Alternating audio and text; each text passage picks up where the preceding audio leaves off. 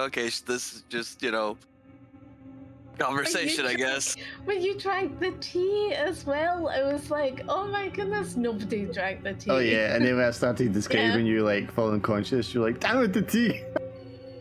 Yeah, no, I didn't pick up on it at all. Had no fucking idea. I thought I wasn't the only one that oh god, I can't remember. Was I the only? Yeah, well, yeah, obviously I was the You only were one that the only drank it, one but because you were in the cottage, if you remember. Oh, that's right. Because I stayed behind to watch the burned man, I think. Yeah, and everybody yeah. else kind of left. That's what it was. Like, you'd have been like me, you would never have drank the tea, would you? You wouldn't drink the tea. She was a nice old lady. I didn't know. Nice old ladies tend to be the evil ones. Take it from a nice old lady. Yeah, right. I'm not old lady yet. Excuse me. I still have youth on my side. Just I don't have one line on my face, so you know. No, I don't. That's untrue. It's so untrue. Moving on. Not moving on. Sorry, my eyes are like stinging like fucking moments. Put eye drops in. Why do I think that like you have taking out your eyes and just wiping them and shit? Like, oh, my eyes, I mean, that wouldn't be good because I literally cannot touch them because it can damage the cornea further. I got this wild imagination now. Oh, don't worry, it's about to get worse. I mean, if I could take someone's eyes out and replace them for mine, that'd be great. Yeah, you'd have a lot of people walking around with their eyeballs. Keep saying you're gonna harvest someone's organs or some shit. Yeah, he's gonna live forever. I mean, but see, you're if it was an option. You're also making fun of the world again because it's like, how come we don't? I mean, we do, but we don't. I mean, what's going on with the cybernetic genre? Why don't we have cybernetic eyes yet? I mean, you can't. No, not now. You couldn't right enough. No, because they haven't hooked the camera to someone's brain yet. Yeah, technology hasn't quite caught up yet. Now you see why I'm pissed off at America. No less America though, because it's like, God, man, why are we still in the gas era? Oh, this is true because we had electric cars in the 1920s. Like, it is kind of insane that we've been like fossil fuel bound for this long. Yeah, well, it's because it's cheaper. No, it's because people who have petrochemical companies make lots of money, and then they use that money to keep legislation down for other technologies. Yeah, because otherwise they would have to spend more money to fucking they wouldn't be making quite as much money as they do. Yeah.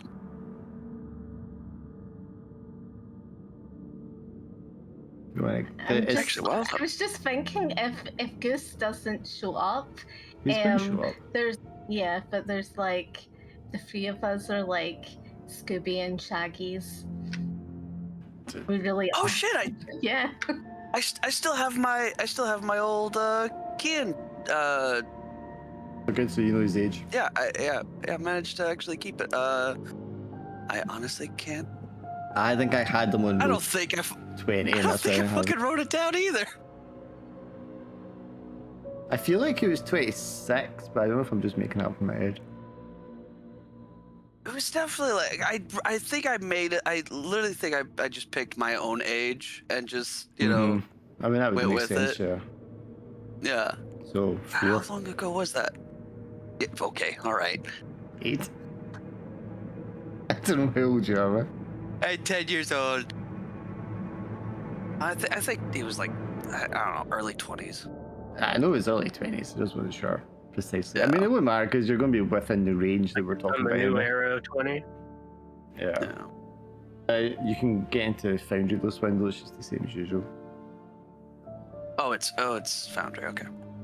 Always Foundry from now on. Yeah, he just said, great. With Roll20. Fuck Roll20. Damn, dude, what happened? Honestly, fair. I think To be fair, Roll20 is fine Roll20 for is what it always is, been but shit. this, once you've got the grips of Foundry, man, it's better. If you didn't like coding, probably not. I'm surprised you haven't looked up one more multiverse. It's another. It's a little another little place where you can. The VTT? Like Yeah, it's a tabletop. bunch of them, man. I don't think any of them are that great. This one almost had something because the fact of the matter that it's like, oh, you can make your own character, put your own maps. Yeah, I mean, I think custom sheets is the big one, and that's a little tricky to do because you need a whole drag and drop interface really to get that working well.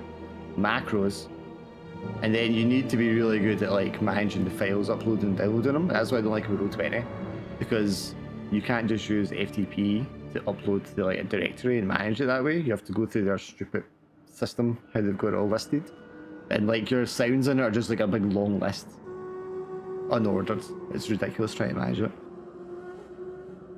You can put them in folders, man, but you still got to go through it all, and it's not good. The Mythos as well, Glim, were more sort of conversational as well, which is... It's not conversational, it's character-centric. But we discussed this earlier when we were talking about the character, man. It's much more characters and much more roleplay, not a lot of dice rolls. Since you are in there and you've now all selected a character, on the right hand side there's the menu, there's a little people icon that's actors, and you should be able to see your player sheet there when you click on it. Under your name, and you can change the name of the character to your character. What you can also do is you can drag that character from that menu into your hotbar. So you can just click on the hotbar to go straight to it. And you can do the same for the character dossiers and the shared documents. Wait, how do you drag it to the... So when you open up the actors menu, or directory rather, and the names are all listed there, you can just like drag that down to your hotbar. You lie. Or you should be able to anyway. Because I've done it for all of you. Well, you should have said, go to the player hotbar and just drag. Yeah, actors directory, list of names there, just grab your name and drag it down to the bar. Do you remember, actually 2 seconds, what was her name, the what's called the mum that I played? Mildred Potts was the mum. Yeah. Yeah, you probably have her sheet on your computer still if you want to look for the... I have your original sheet, but it doesn't have the daughter's name on it. Yeah, I'm gonna check. I know the daughter's name was Gloria. That's about all I remember. Yeah, that don't work. Was it? I'm actually trying it right now. So anyway, so that's the where you hang on, I went to this in order. So that's like I was just gonna say she was only 6. She wasn't 11. She was 6. Yeah. Well, you said 9 to me earlier, but yeah, whatever. Yeah, so she was 6. So yeah. Yeah, so now she's 28. I can't. Yeah, 28. I thought it was 22. Right, let me go through this in order here. So, on the actors directory is your character. You can drag that to your hotbar if you want to open it quickly. Your character sheet, when you open it, just has the name. This big icon here, which is where you can load up, or where we will have the image of your character when you've picked one. And then below that is just where you enter the occupation of your character, and that is what they do for a living when they are not a soldier. And that's all the basic information you need for the character, because the roles will be handled, from that. Your skills are derived from your occupation. I do have a bunch of questions once Alan gets here that we'll ask for all the characters. I will use that to inform whether you get the extra dice when you do a role that is not covered by your occupation. So what's the insight bar for? Insight is like the stress to sanity one that we had before. It's just a different name for it. Oh, okay. Do we all start with one? Yes. Stress? Yes. Okay. Well, insight is what they call it, because the more you learn about the mythos, the closer to insanity you are. And as I've explained to everyone at different points, the way we're going to allow you to clear your insight is going to be by writing letters to a loved one, and then later on, in a different session or later in that session, you will get like a letter reply. And when you get the reply letter and you get to read it, that little touch of normality, that little touch of your personal life, that's going to bring back your sanity for you and refresh your insight. I mean, that's not going to happen that often or, all the time. So you're going to have to be kind of careful about when when you use them. And plan out when you get them. But we shouldn't be doing an awful lot of dice rolls. This system's primarily designed for like one-shots. So it can rack up quite quickly. So we should be spreading out by not doing a lot of dice rolls. We won't be doing dice rolls when there's like a risk of something. Don't call your character Gloria 28 years old, Laura. Just call her Gloria Potts. Ain't no Gloria. So the other things we have is on the journal directory.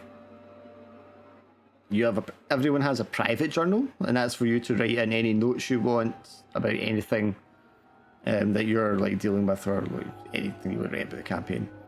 The character dossiers is a single document. Each player has a page in there, and that is where we're going to fill out the details of your character, your background, age, what you look like, all that kind of stuff. Shared documents is going to be the one document where we put all the handouts and things like that. What document is it that you have all your information? So when you click on the journal bit and it pops open, there should be like Laura's journal, which is your private journal, and then there's character dossier. Okay. It just says shared documents. It doesn't have Laura's journal. Oh, we'll give me a second to fix this. Yeah, you might have to click on the actual top where it says private journals. Oh yeah. Sorry, I didn't realize it showed it in the directory. If you click private journals, and there, see, and again you can drag the link for that down to your hotbar, so you can just go straight to it. I also have another screen that we'll go onto, and you click bits in that screen, it'll take you straight to them. How do you add the what? How do you write in the journal?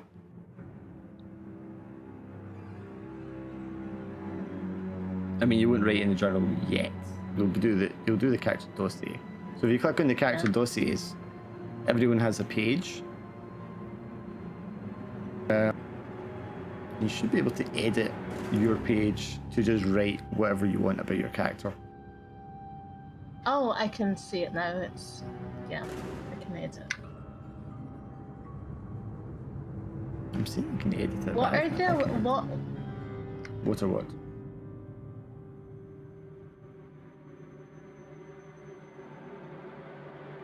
There, in the right-hand side, there's a wee edit button you can hover at the sort of heading. For the dossier?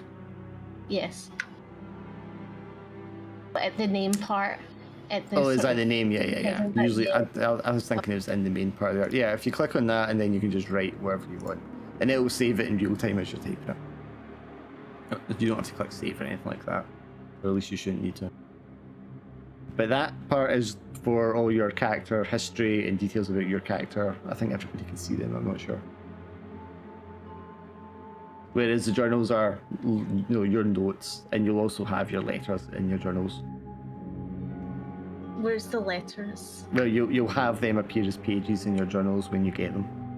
Or when you're writing them. Because when you're at a point in it and you want to write a letter, I mean, you probably write a letter like between sessions. You just create the page in your journal and then just write it as a letter. And I'll have like certain things that you need to kind of cover when you're writing a letter. But it doesn't need to be expertly written. It doesn't need to be very long. But I will want you to do stuff like, you know, tell the person how you're feeling about things, and, you know, ask them questions about how they are, stuff like that.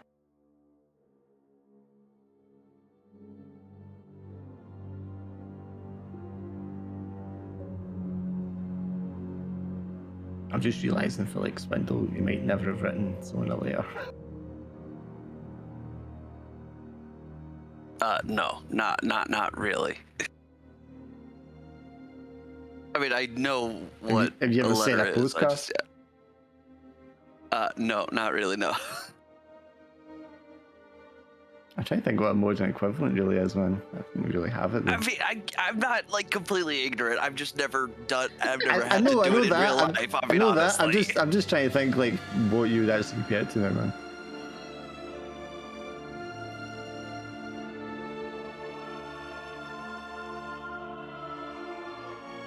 Be like writing an email, which I also don't Well, really I mean, you don't write emails to communicate that way anymore, though. Do you know what I mean? Like you used to when it first started, because you didn't have IM. Yeah. I mean, it's a lot different way, like Discord and IRCs and stuff like that now, because obviously it's like an ongoing conversation. Whereas a letter is much more, here's what I think, tell me what you think back in 2 weeks. But yeah. I'm not sure if I have, like, if it's a permission type thing, but I can't drag my profile to the macro bar. I can drag the journal entry, but I can't. That's what I was saying. The actor one? Yeah. Let me just check the thing. So, Clem is owner of his. I mean, I can obviously edit it or whatever, but I You can't. are owner. All players are observers. I mean, you should be able to. I will make. Can I change the ownership in this?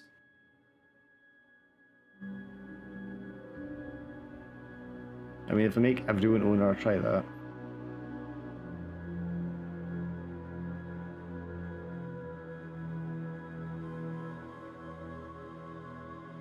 No, just doesn't want to let me drag it. Yeah. I may need to go into your accounts and do it afterwards. Yeah, no worries. All right. Actually, honestly, it's really not that big of a. See the little thing macro directory icon on the left-hand side of your hotbar? If you open that, can you see them? It says like display Glim, display Goose, display Laura. I mean, it says display Swindle's journal. Right. Maybe if I change this one. And then I get one that's also like a new macro, I guess. Oh, there we go. Okay, yeah, this is how to do it. Because these are macros that I made to open them. So if I give you ownership of that, it should let you do it. You just need to change the name of it if you want.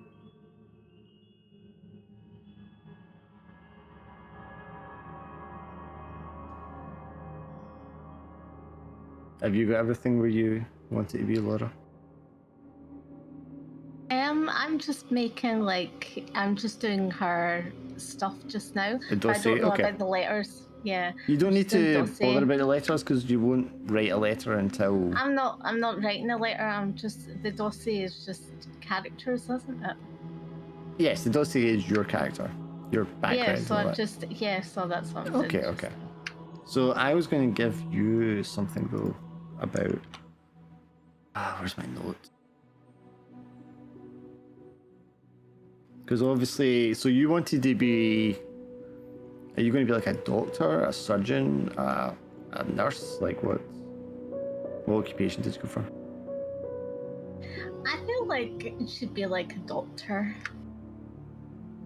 Like so, a full-fledged. Well, if she's a full-fledged doctor, is she like a surgeon or just like a doctor?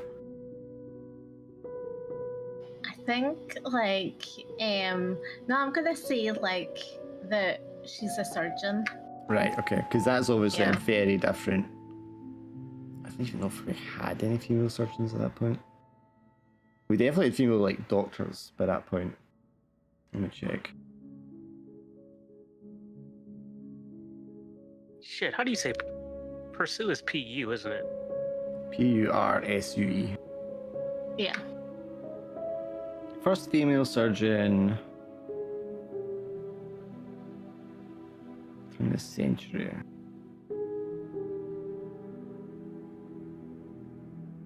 $1895. Okay, yeah, so we're a good 40 years in, so yeah, we probably have female surgeons.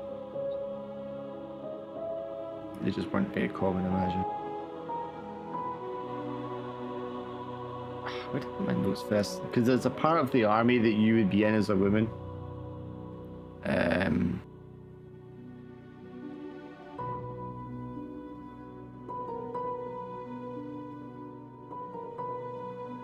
Army structure, here we go.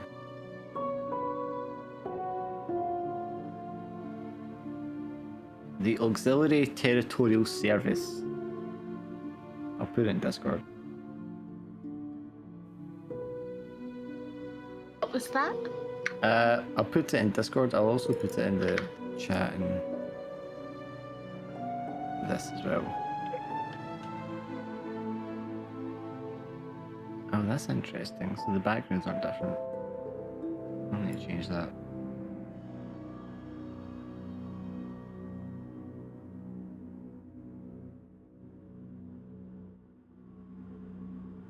Yeah, so the part of the army you'll be in is the Auxiliary Territorial Service.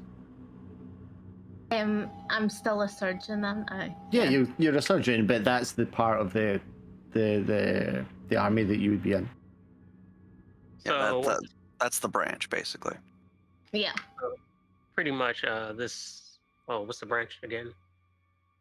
For your one, what did we say? Oh, I already had the branch, but yeah, it's the 32 and...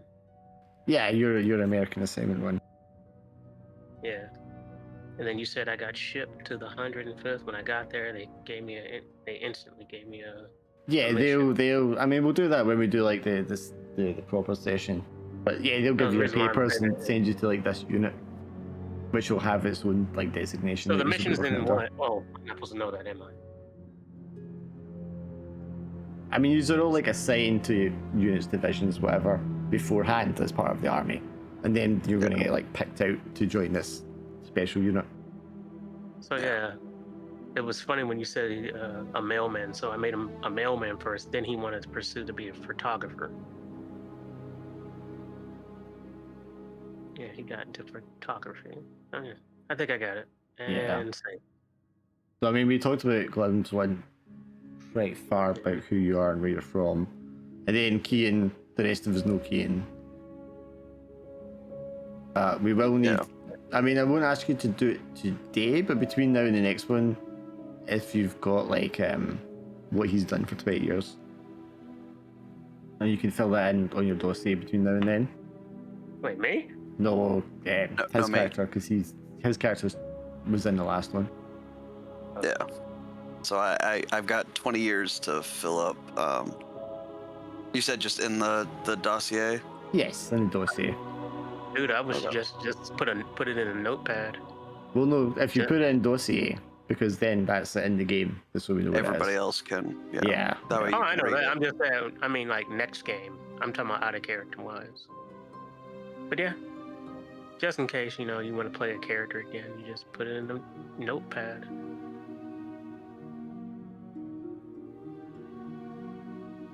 Damn, I'm sorry. What would you do?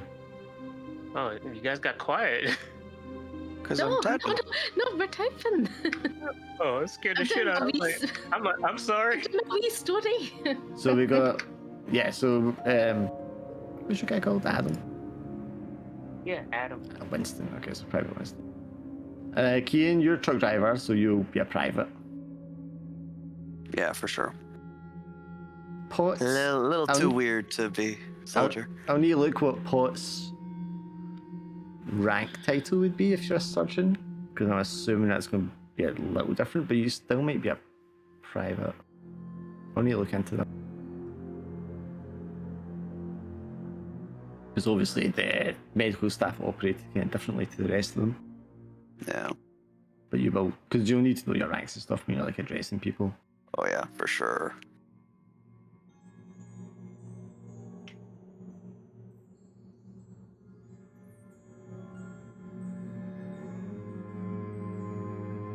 Dig out my questions as well for when Tim gets here. So you guys are fine because you all kind of knew who you were playing. Alan's the one that's going to have to spend time building it from the base up.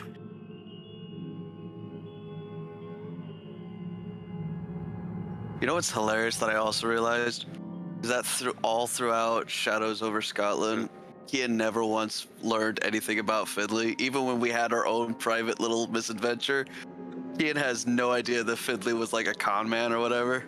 Oh yeah, because he was a forger, wasn't he? Well, you did forge in 4 years at one point. Yeah, I can't remember exactly how that happened. Never really got into like backstories too much. Yeah. Which was just kind of funny. Because at the end of the day, we were all just like normal schmucks. Yeah. Like Paul was just a coal miner. He had no business. Oh yeah, that's what I was saying to Glim though. Like you want everyday normal people who don't have any real power because it's one, it's scarier. It's scarier, yeah. And two, I mean, it just makes sense because just because someone's got power, that doesn't mean they're like special privy to something happening. Do you know what I mean? Oh yeah, for sure. And if they're in it, they're involved, so they're usually bad guys anyway.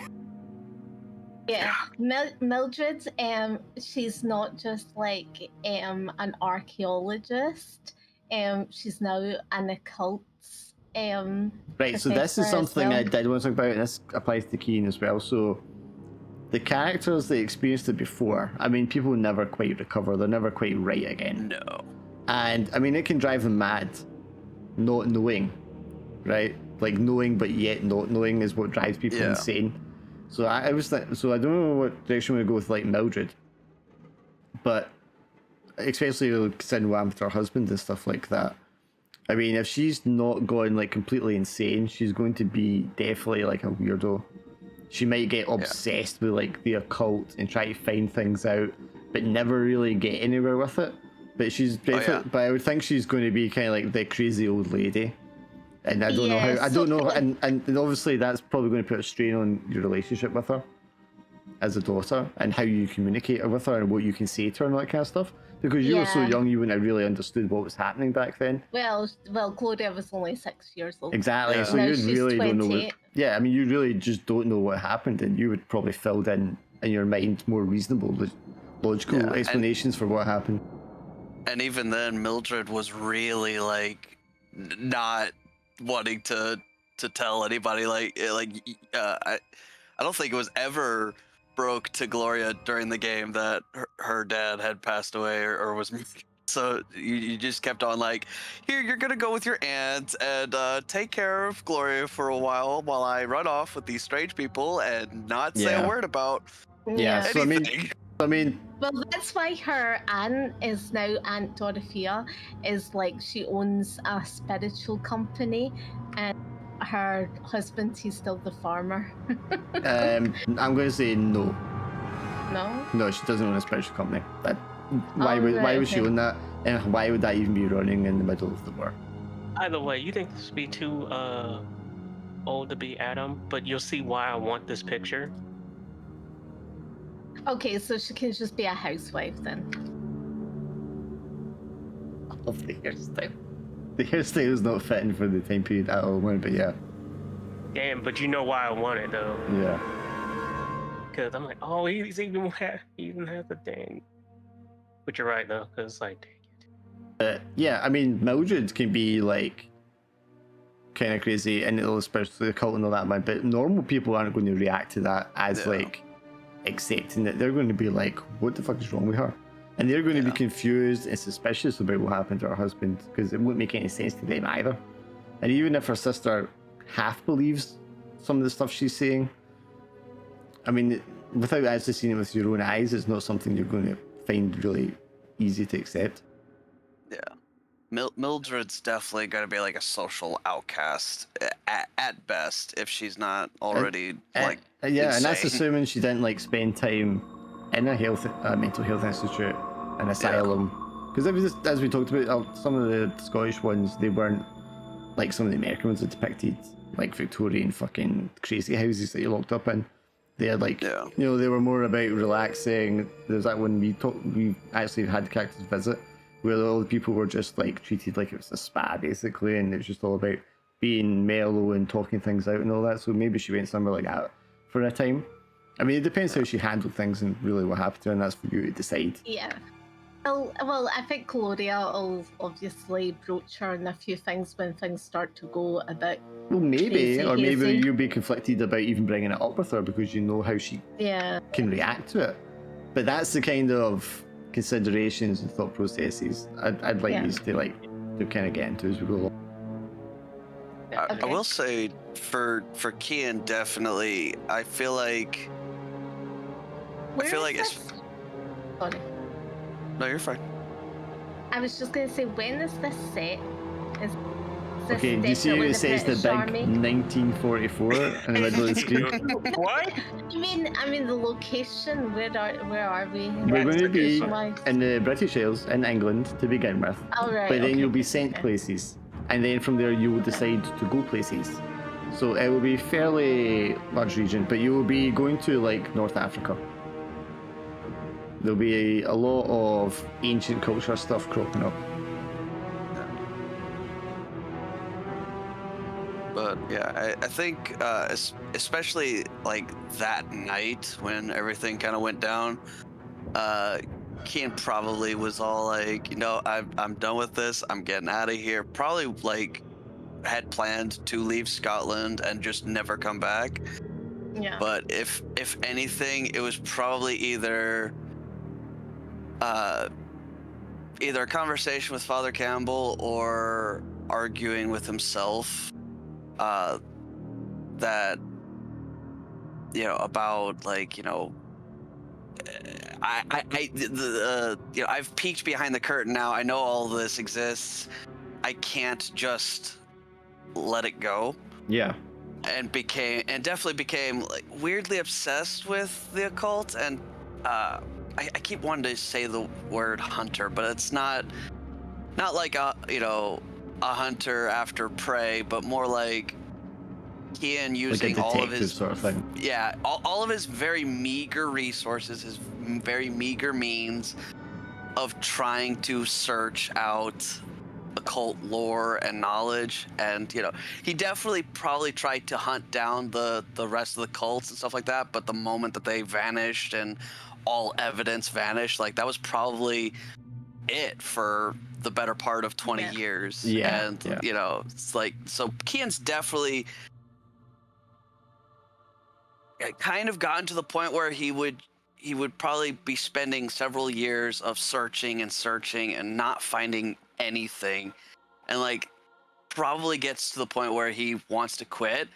But the second he does that, he has the dreams, he has the memories, and it's just like I can't forget, I can't be normal anymore. It doesn't let him just get over it. Exactly. Yeah, he's like, I can't go work a 9 to 5. I can't do all this knowing that this is all out there, and that, you know. Sure, and the toll that it takes on you as a person, you know what I mean, and given the time period, you know, like turning to drink and stuff like that is like very common, or how to deal with these kind of problems, rather than, because a lot of them just didn't know how to deal with psychological issues at all. Yeah, and so Kian, of course, would turn to the drink and would be a social outcast as well. Just be this weird older man, just kind of, you know, rambling on about things. Something to think about then is when he gets picked up for the army. Is that something that actually has a positive effect because it pulls him out of this stupor and gives him, you know, a routine and a task to do? You know, he's got like obligations and duties and that kind of structure. Is that something that maybe like pulls him out of that a little bit and makes him feel a little more normal, and he's got other things to worry about because there's wars going on and shit like that? And it's maybe a like welcome distraction. At first, I think honestly, Kian would probably be like, no, that, you know, I've got bigger things to worry about than some war, you know, than a world war or anything like that. You know, I've got all of this terrible things I've got to deal with, but you know, obviously being powerless to stop it. You know, I feel like at first he would resist, probably even tried to pretend to be crazy, And you know, he kind of arguably is, but like not crazy enough to be unfit for service. Yeah. So like, you know, and because you know, because they never quite, you know, because he's never quite convincing enough to be unfit for service, they're like, all right, whatever, guy, just get back in line. Or and, that way, yeah, you know, they're like, okay, and they like stamp you as like unfit for like frontline duty, and that's why you're like stuck being a driver at home. If anything, that's probably the only thing that came out of it was like, well, you don't have to go to the front lines at least.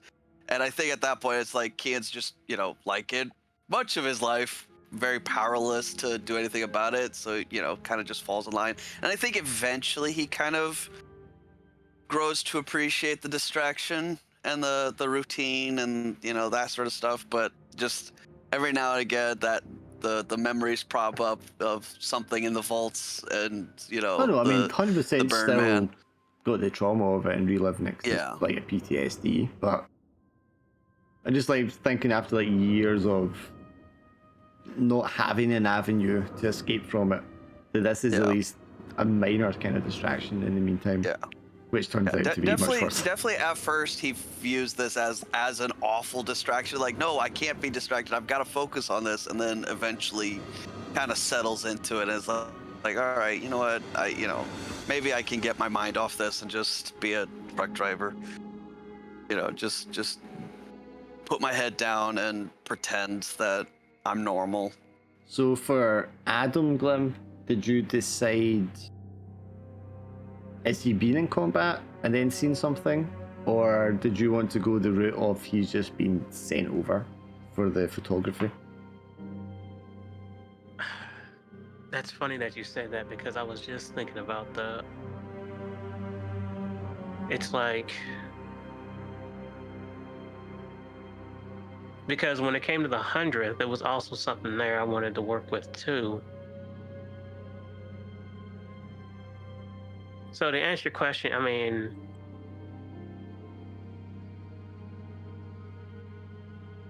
what sounds better though? Well, which one's more interesting for you? Because you've got because on one side you've got like the everyday man who's like looking for like basically a break and getting in on the action, and then he's petitioned for it, and then finally gets sent something, but it's not what you think it is. Or the other one is you kind of got the route whether you wanted it or not, pushed into the front lines, saw terrible things, perhaps saw something you can't explain, and as a result of that you get plucked out of where you were and put into the situation that you're going to be in. What if, let's go back, because what if, like, you know, me keep petitioning for it to go, okay, if you can withstand this insert here, then you can get sent out. But he didn't realize what that thing was supposed to like slightly creep him out. I mean, can I do something like that, or? Would you mean that he's done a operation and then seen something, or do you mean that this is that operation?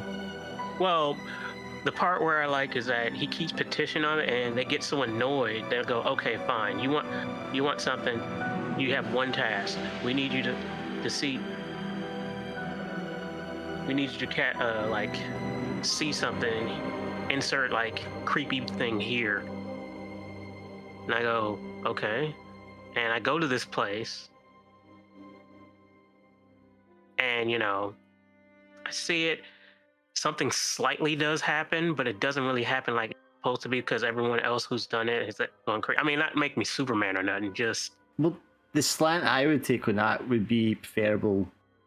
You get sent, like you said, on a mission to photograph or document something, right? Yeah. But it's not it's not supposed to be anything strange or scary. It's just like a combat mission, right? They want you there, propaganda pics. It's like a test run, and you go there and you're doing your job, and then but then you see something that is unexpected, that's unexplainable, that disturbs you, and makes you traumatized. That's what I'm... And you know the photos don't come out right. You're traumatized by it, but you report it because that's your job, so you think. And then for whatever reason, then you're suddenly told, nope, you're not in this mission anymore, and you get pulled out and sent somewhere else. Yeah. See, I like that. because that keeps the scary going. Because remember how we said with the kind of camera I'm using. I mean, I can fit that into what I've got. So, if we say you were... Sorry, hang on. If you were sent to Italy then, because I think that's the front line you're most likely to be in. Mm-hmm. Because the US came in, they took over North Africa with the British, and then from there they started launching to Sicily and then into Italy south. So somewhere in there is like where you've like been on a combat mission, where there was actual fighting. But, I mean, we can flesh out the details of what it was you saw or think you saw. That's what I was going to say. I was like, I'm going to let that up to you, because I'm like, what did I see? I mean, I know that based on this, the kind of things that be related in the path. Unless you want me to start rolling out different mythos of Cthulhu, then I'd do that. No, because I'd like it tied into what we're actually going to be dealing with. Thank you. Because I was like... I mean, you can give me, if you want though, you can come up with like the mission, maybe a couple of names of the guys you're with in the scenario of like how it was encountered, and then I can give you the actual thing of what it was that you saw.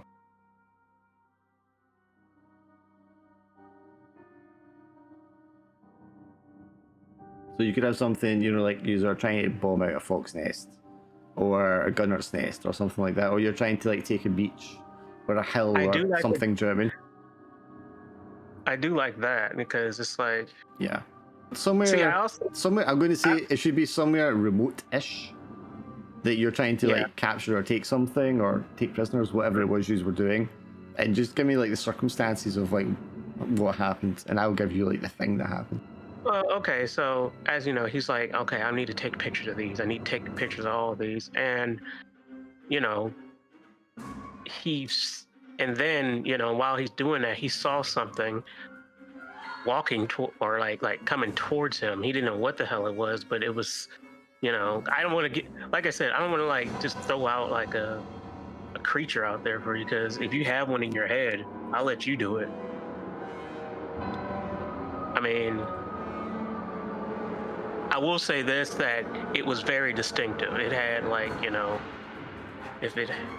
Well, what's the circumstances you think you saw it though? Is this like something that came by the camp at night, or something that was there when you went into a place?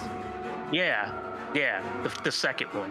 I like the second one because, you know, war is happening, and all of a sudden he sees a thing. You're like, what the freak was that? Okay, so maybe... Okay, go ahead. These are capturing like a Nazi point, a building or something they've taken. It's on a hill, right? And it's in Italy, so it's like one of those kind of villa places, or a monster or something even.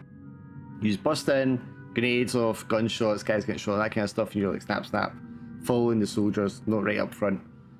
And they're all like clearing rooms and pulling in prisoners and checking for booby traps and all this kind of stuff. You're just kind of like wandering around on your own, taking pictures and looking for interesting things. And you go down like steps into like a basement area or wine cellar or something like that. And there's like a creature, black, hard to make out the shape of it in the shadows, but there's something there, and it's like, it's got like a body, a corpse of a German soldier.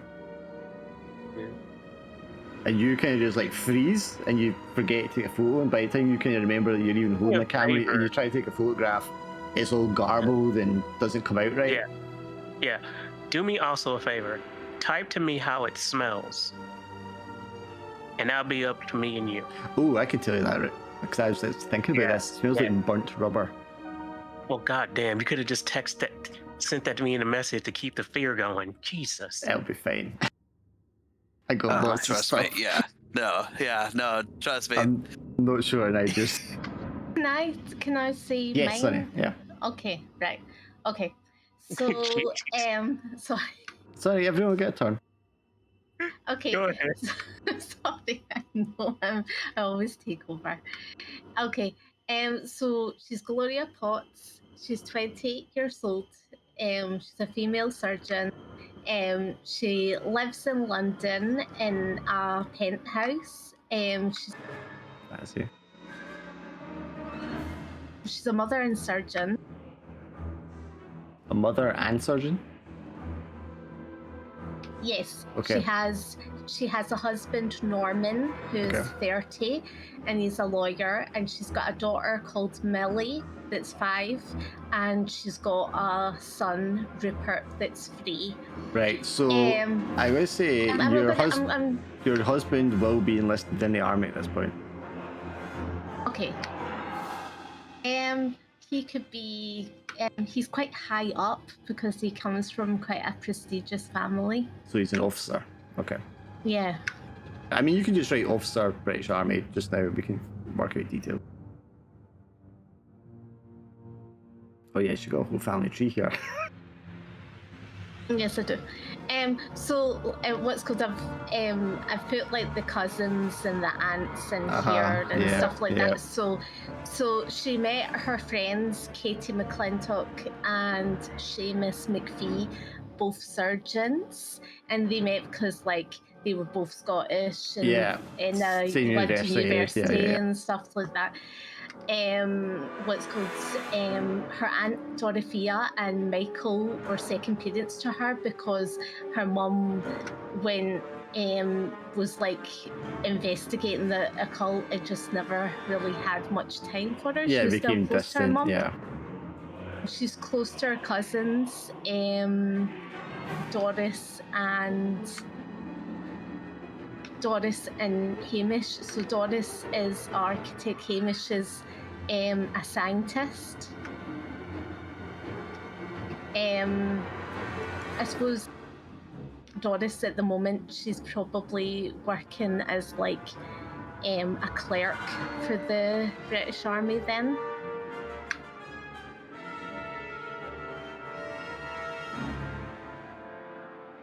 If she's even in the British Army, I mean, she might not be.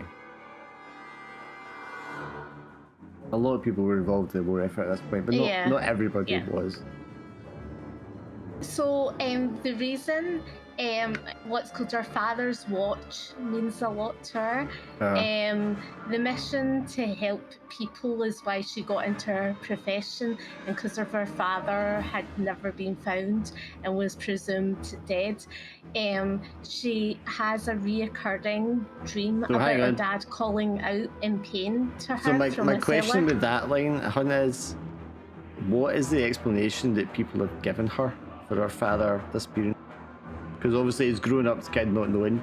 Her aunt and uncle would have given her some kind of reason, so she's going to keep asking the question.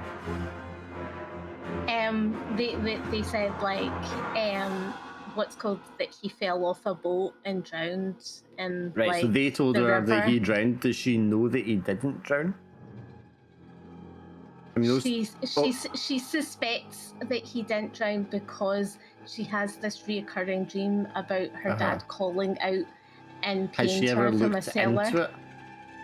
She's looked into it, but that's what I'm saying. She researched, but all dead ends. Right. So if you want to make, plus that she when she does have questions about her dad, that she asked like a family member, right, they all go sort of crazy. Hang on a second. You don't have to keep reading through what you've written. So for that bit, if you want to write in that they told her that he drowned, she looked into it, and obviously, if she finds a death certificate, it's not going to say that he drowned. It's going to just say missing or unknown. Or to like presumed dead from disappearing absence or whatever it is they used to write when someone just disappeared like that. So she knows he didn't drown. She just doesn't know what did happen. Because that's probably going to be quite important for her.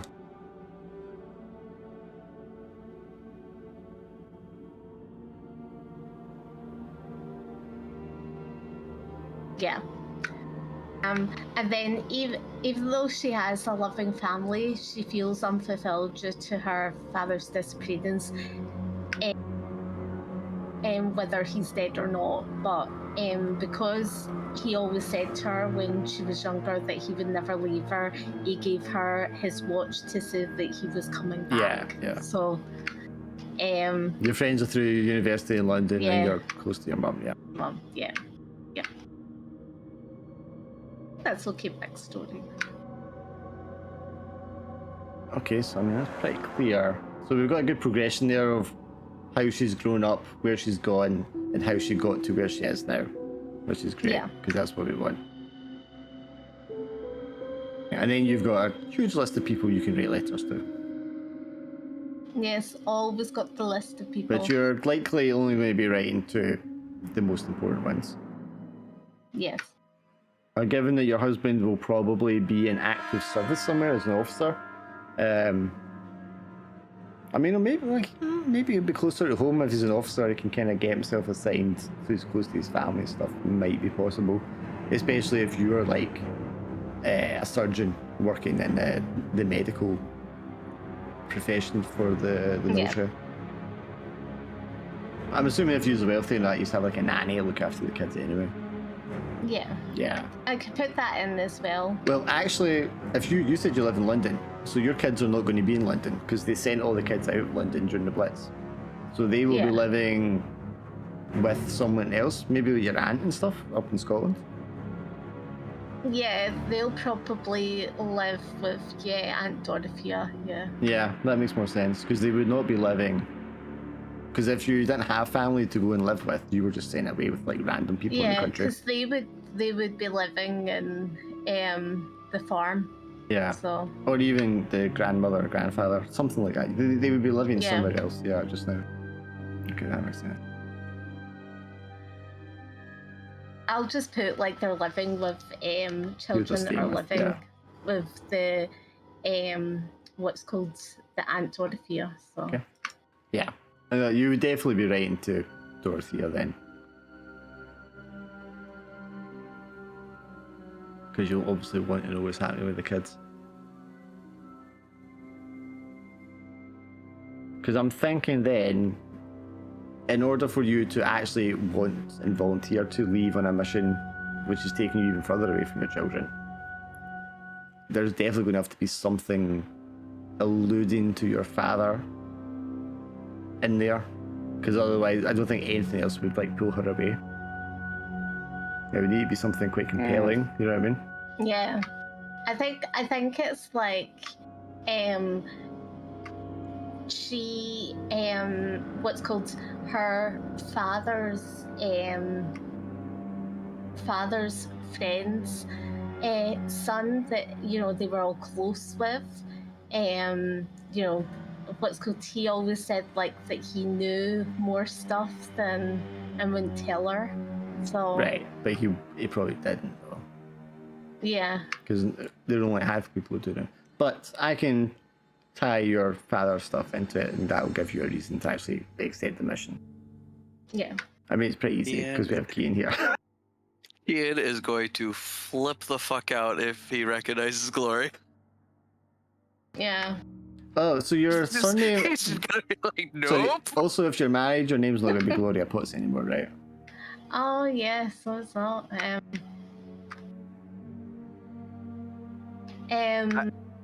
Gloria...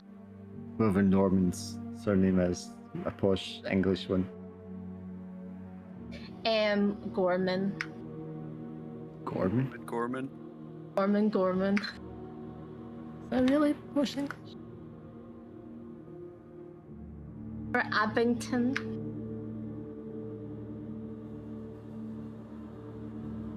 I can get you somewhere.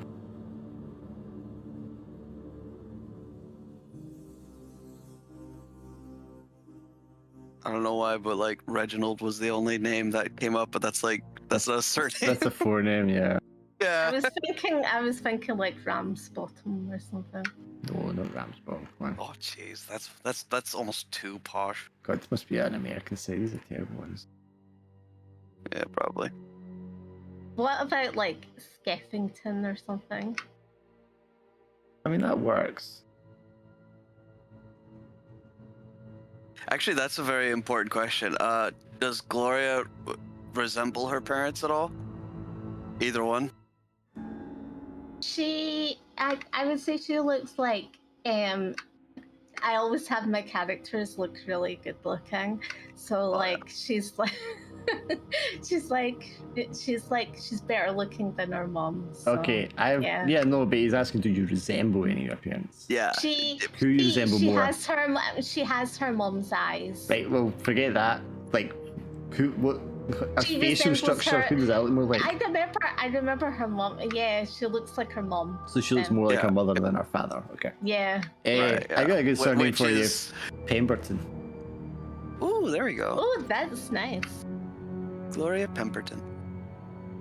But I was mainly asking because like if Kia, like at first glance looks at Gloria, does he instantly recognize like, oh, this is Mildred's I don't think kid, you often or would it be instantly go, shit, that's so and so's daughter. Do you know what I mean? But you'll be like, she looks familiar. Do you know what I mean? Yeah, and then just like the longer he stares at her, it's like, is that? Oh, jeez, is Especially that her? because she's round about the same age that her mother was when you met her mother as well. Yeah. So that kind of works in. Hello, Alan, aka Goose, as you are now known. Hello. Hi guys. We're very excited to see you. We'll hear from you. Yeah, I'm honestly wondering if I'm going to be able to make it for this one. It seems like I'm pretty consistently failing to make the time slot for it.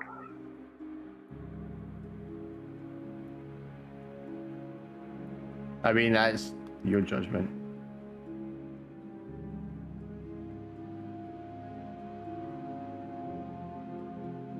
I mean, if you're a little bit late, it's fine. But obviously, if it starts to be like an hour late and stuff like that, that's no good.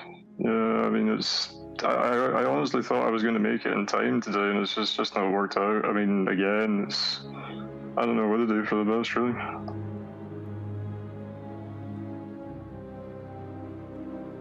I mean, that's just for you to answer, mate. You know, we don't.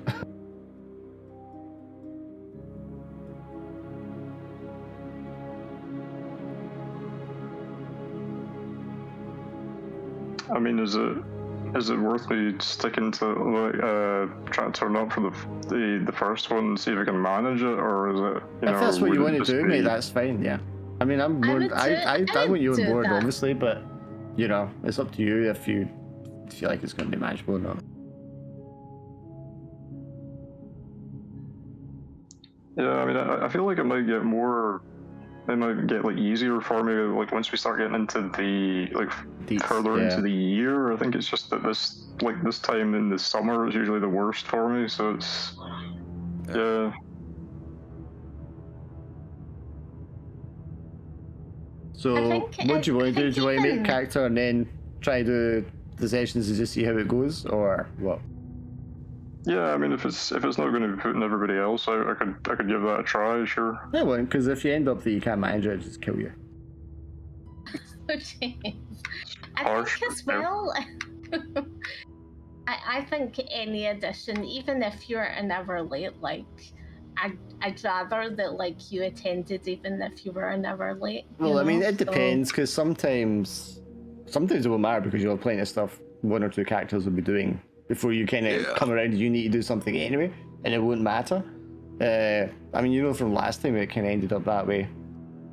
So yeah, I mean, we can just see how it goes, mate. If it gets to be trouble, then we can just bow out and I can just kill you. Fair enough.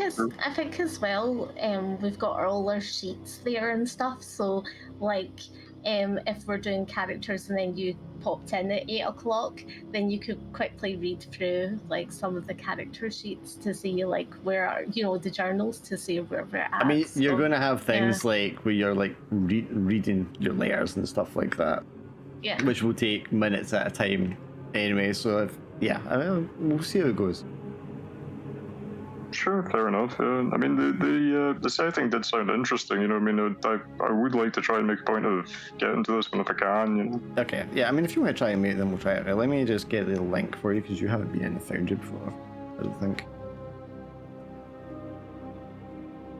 Invitation links. 2 seconds. I'm looking at this on my iPad just now. I'm just going to get my laptop as well. Sure. I'll send you as a private message in Discord.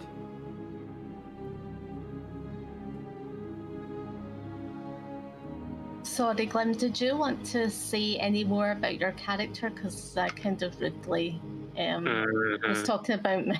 You didn't rudely, but you were just impatient to get to yours. Yeah, I was being impatient, so. You're just excited is all. She wrote it down and she had to read it out. Yeah.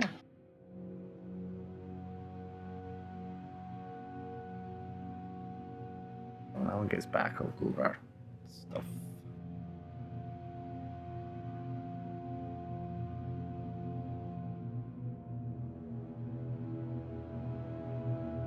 So, I mean, we don't need any contrivance about how you're going to meet or anything like that, because obviously you get called in. Yeah. These are most likely, none of you are really aware of why you're called in. Initially. No, definitely not.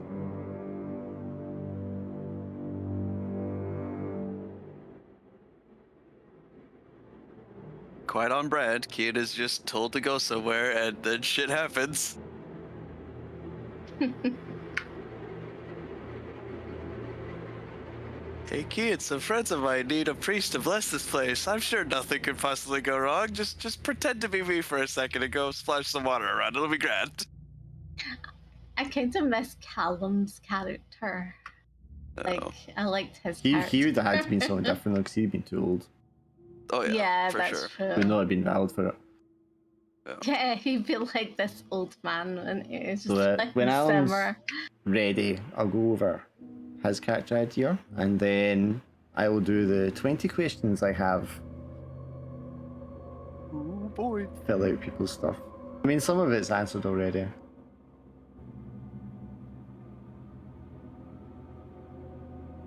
Because if you look at the character sheet and the roles, so you investigate, that's mostly going to be like your occupation skill, whether that gives you a second dice or not. But the one that's other actions, which is non-investigate stuff, often your occupation won't cover things that could apply to that. So in the past we had the different skills you pick and the traits that would apply. Yeah. And occupation obviously doesn't really cover all that kind of stuff. So the questions I'm going to ask you are I'm going to fill in here and decide if you have like certain traits or skills based on that, and then that will maybe apply and give you a second dice sometimes for those rolls. But adding the insight dice is also an option, and re-rolling a failed result by doing it again with an insight dice is always an option. And usually if you get a success, you will need to roll insight regardless. Well, is it usually? But if it's in order to like learn something, you can learn too much, and that's when you have to roll insight. Sorry, what do you ask? I was trying to figure out like what exactly is insight, because I'm a little confused. It's like by your the stress, your anxiety. Insight is basically supposed to be your insight into the mythos. If you know too much, you go insane. Okay, so we want to keep that nice and low. Yeah. I am thinking Kian will start with an extra insight already marked though. Oh, so 2. I mean, you can put the case that if he doesn't actually know anything. I don't know. I think an extra one, like, if anything, he probably has slightly, like, I'm talking like barest hint a bit more. You're literally inhabited by an alien form, so I would think having one isn't unreasonable. Yeah. Oh, okay. So just back down to 1. Well, no. I mean like the extra one, because everyone has one. So you would have 2. Fair enough. So you're almost halfway to going insane already. Hey, well, you know. Well, I mean, it gets harder for your insight to increase as it goes along. But yes. Yeah. Ian's still dumb, so he doesn't quite understand everything, and then even then, he's probably confident that at least half of what he knows is all bogus anyway. That did help you before that you weren't that intelligent. Yeah, so. And in the game. Do you have any other questions, Glenn? Or anything you want to pitch in?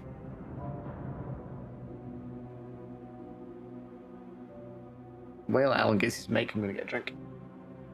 Yeah, no worries.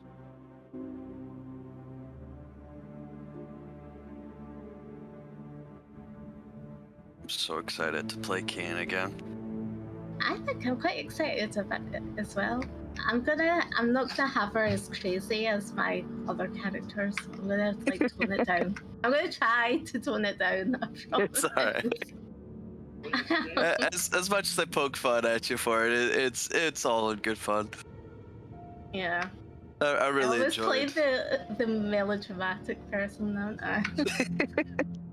Everybody's got their styles for it. No matter what, all your characters kind of feel the same, even though they're all different. Yeah, I'm not that it's crazy. just your brand of fun. Apart from like the other night when honestly I thought it was like it wasn't a demon, but it was like it was the window. Like I was pulling the curtain and like there was like this red wall like in neighbor's building I could see, and it was like this dark sort of shadow, and I was just kind of, and it looked like a sort of human figure, and then I was like, right, okay, stop, you watch too many horror movies, stop. But then honestly it was like a black and white sort of image of like a sort of ghosty thing, and I was like, oh my goodness, it's like 1 o'clock in the morning, I need to like shut the curtain. And turn the light on, and don't let me turn the light off. I had my cat that saved me though. Sebby was like guarding, so yeah. I can't judge anything like that because I was kind of rewatching, or at least listening to the Shadows over Scotland. I didn't get too far into it, but I just like I was listening to it, and then I went to get up in the middle of the night to get a drink, and then just all of a sudden I was like, you know what? I think I'll just turn on some lights just so I can see it a little bit. so I can't judge it too much. Just like, I kind of got this creepy feeling I don't like. I know what it is, but my brain is just not letting it go, so I'll just turn on a light. It does make you feel better though, doesn't it? Yeah, a little bit. To be fair, I've just not grown out with the nightlight. Unless John is in the room, I'm just kind of like... But that gets balanced by the fact that I scare her. He does scare me, yeah. Not as much, because we don't live in as big a flat as we used to. No. He scares me sometimes when he says nothing and he just like stands there. That's this goofy. She was asking me the other day, was I a pod person? I was totally acting like a not pod person. We're a bit like a pod person. The cats were a bit pod-like because like... I was like, don't be silly, just go to sleep. Everything's fine. Yeah. Oh, sorry, Alan, it's Butts, B-U-T-T-S, lowercase. Classy. A very mature password. It's always, listen, Pro made it up once and it's just stuck. It's completely unhackable.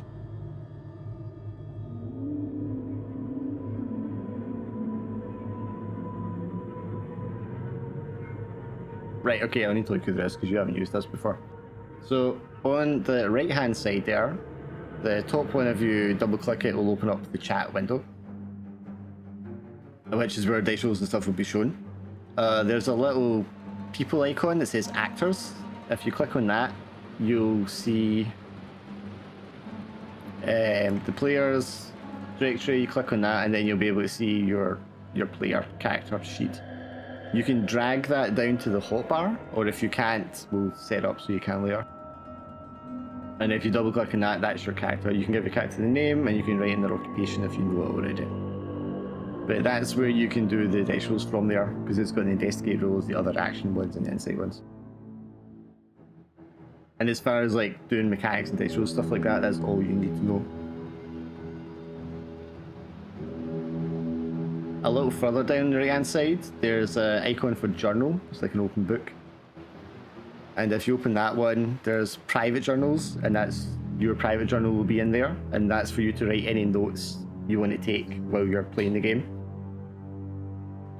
There's a character dossiers one, and if you click on that, you'll have a page there with your name, and that's where you can write in any information about your character's like background, upbringing, what they look like, all that kind of stuff. And then the shared documents one, that is just going to be where I put all the handouts and stuff like that. You should be able, again, to drag all these links to the hotbar at the bottom so you can get into them just with one click.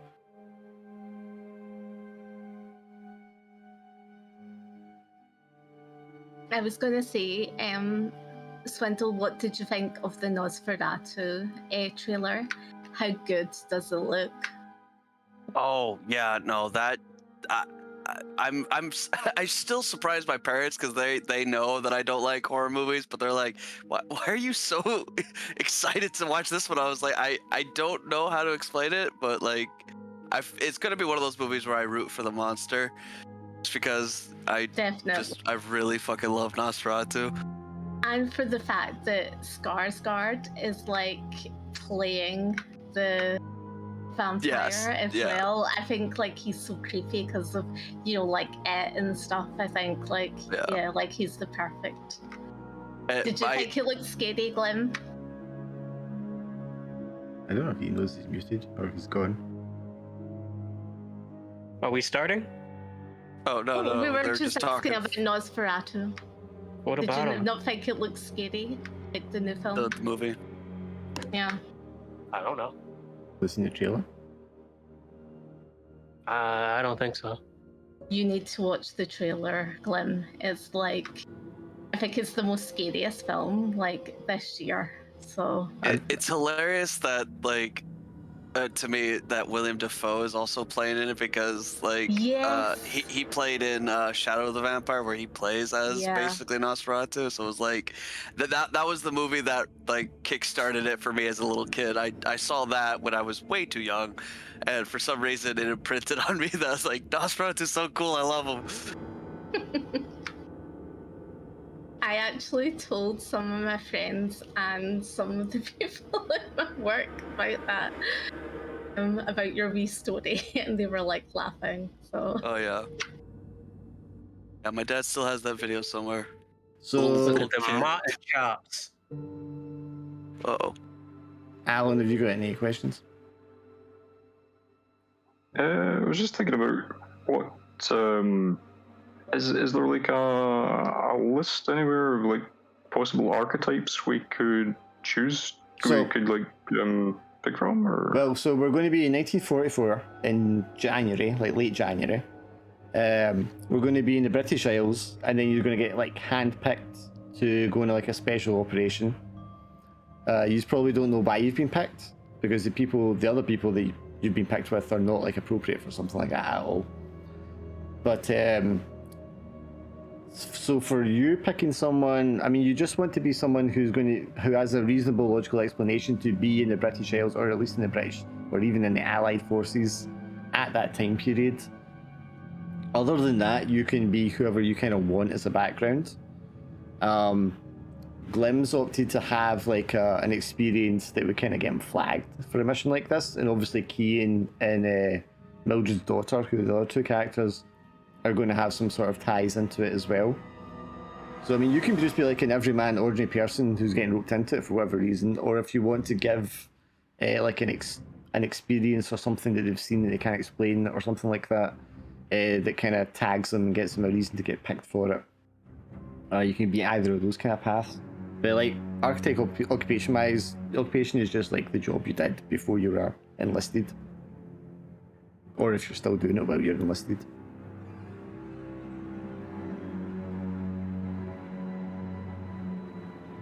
Yeah, I think I might try and go down more the kind of uninitiated route this time, because I think the kind of previous ones, I feel like I've like kind of leaned into having characters who have maybe a little bit of not exactly an inkling about what's going on, but are kind of aware that maybe there is something more beyond our understanding. Sure.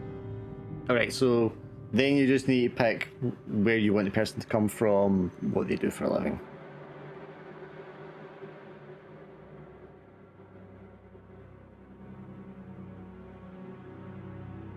Because thus far, one of them is a surgeon, one of them is a truck driver, and one of them is a photographer.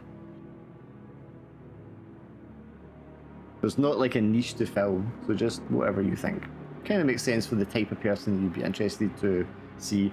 As before, this is going to be quite introspective, and there's going to be a lot of going into like how the character's backgrounds and emotions and that kind of feeds into what's happening.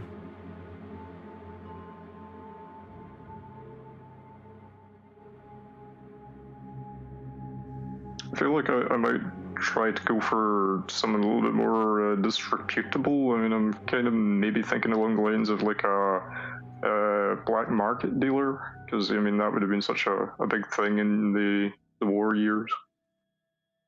So maybe like a low-ranking private, or maybe even part of the Home Guard, or if you want to be an older person, perhaps. But they're black and stuff on the black market.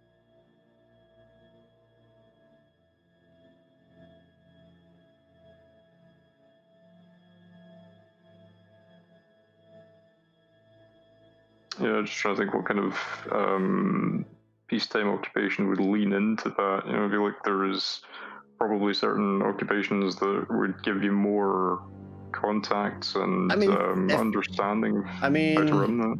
Are we thinking he's always been a bit of a Jack the Lad in between doing sketchy stuff? Probably more like I feel more like an opportunist that, you know, it's like kind of as the war drags on, it's becoming more like the people that are dealing in the black market goods have all the opportunities, and they're the ones getting the good stuff, and everybody else is having to put up with rationing. So probably somebody's got a bit of the gift of the gab in that case, because you probably need to make friends with people who can actually get things for you in order to sell them. Yeah, that makes sense, yeah. So what kind of job would a person like that be doing beforehand? I mean, you might be a barber, you might work in a shop. I'm just trying to think of things where you're like, or you might be a salesman of some sort. Yeah, there's something along those lines. That makes sense. Yeah, something where you're talking to a lot of people, like, across different occupations. Because I mean, if you're doing something like, I mean, weirdly, I wouldn't have thought of it otherwise, but you know, maybe being a barber would make sense, because I mean, you know, you feel like you could potentially get quite a cross section of people coming into your shop. You know, you would get people from different walks of life, and yeah. Right, so just write in a barber in that case. I mean, maybe you could like bracket, put like black market or something, or smuggler. You might even still work as like a barber in the army, because they had those. And you use that position to just, you know, you talk to a lot of people, you get a lot of people who can make connections, and that's how you get a hold of things. Yeah, that makes sense. So you're going to be probably more concerned than anything else when you get handpicked out for something, because you're like, oh shit, is this... Am I getting stitched up here? Have they cottoned on to me? Are they removing me because they suspect? Do you know what I mean? Would it even be like a plea bargain? Like, I've been shoved into this as a means of avoiding jail time or conscription or whatever?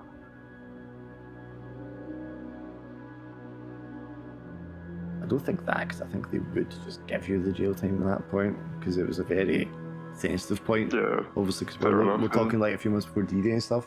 But maybe that paranoia of you're like, shit, is this... Are they moving me because they know or suspect what I've been doing, and that's why they put me somewhere else? You know what I mean? The only difference to the character sheet that I've got there and how it plays is going to be as your insight, which is kind of like your sanity, fills up.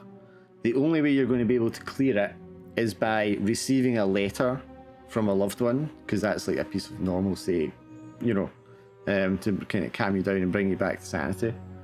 And the only way you're going to be able to receive letters is if you write letters to someone in the first place, which you'll get the opportunity to do. And you'll just write that in like the journal.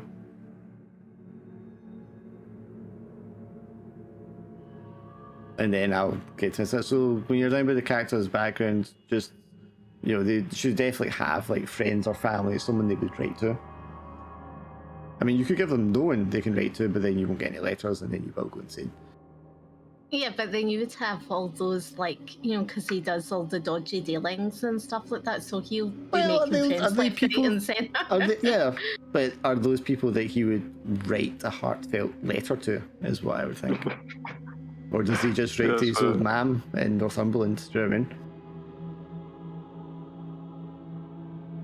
Maybe these heartfelt letters might have some goodies in them. So, Well, I mean, doesn't have, what's the not everything update has on to the- tie the into the fact market? that he's a sketchy character. I mean, he could have Yeah. people he cares about and wants to look after and all that just fine. I mean, it doesn't preclude him from that. You will need to give your character a name, though. Yeah, that's it. Yeah, I really need to come up with something else I can put down other than Goose. I think I've had that for like, what, how many games now? I mean, it's your name now, so. Sorry, It does seem to have kind of stuck.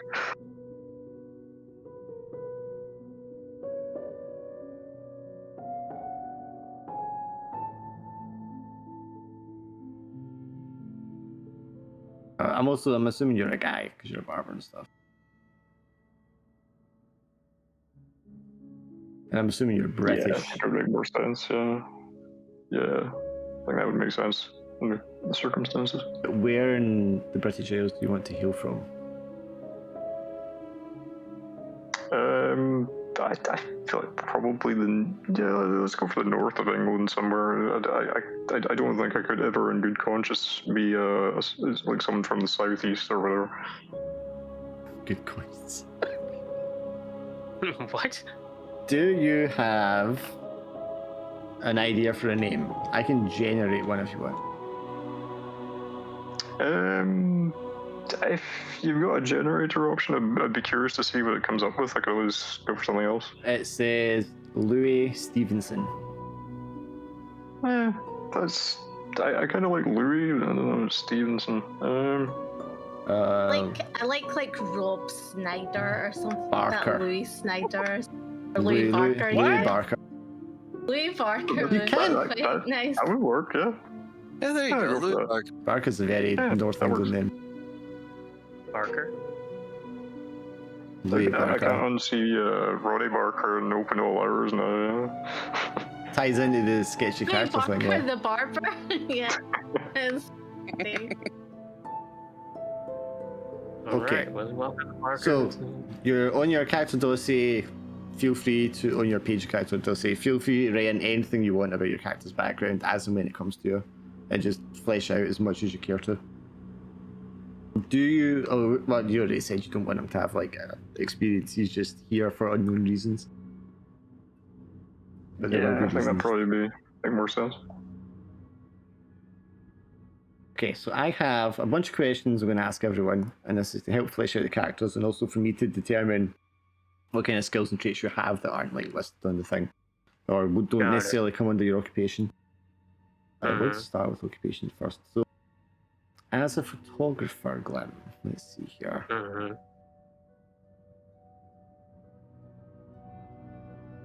If you're pointing this.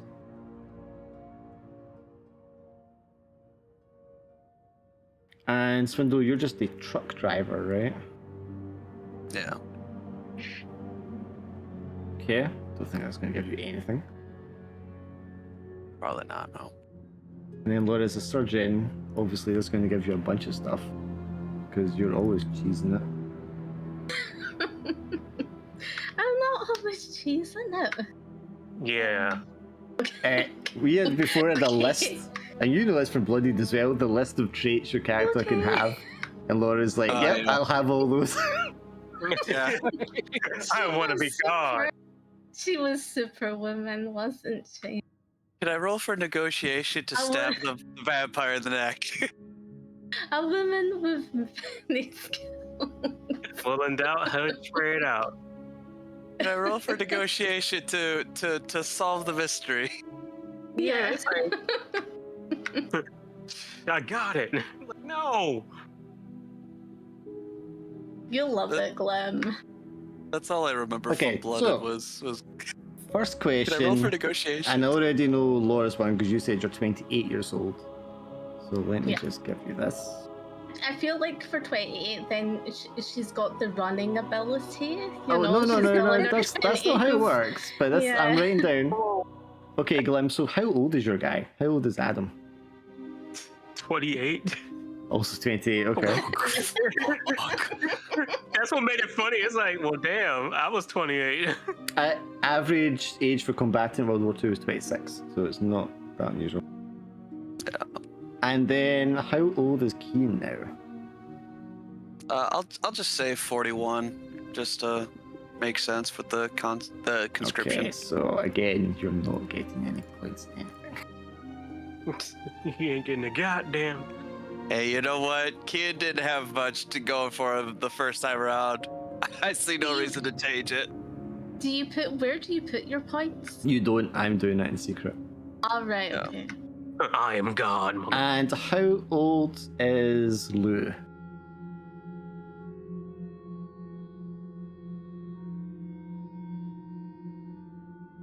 Lou. Louis. Barker. So I'll say bang in the middle, 35. Nice. All right. Probably this. Okay, so starting then with Laura, what is the main hobby or pastime that you indulge in? So, hobby or pastime? Yes. What does she like to do when she's relaxing? She likes to spend she likes to do ballet. I'm sorry. Your 20-year-old surgeon likes to do ballet in her spare time. Yes. That's right. Wait. I'm sorry, what's ballet? Ballet, the dancing?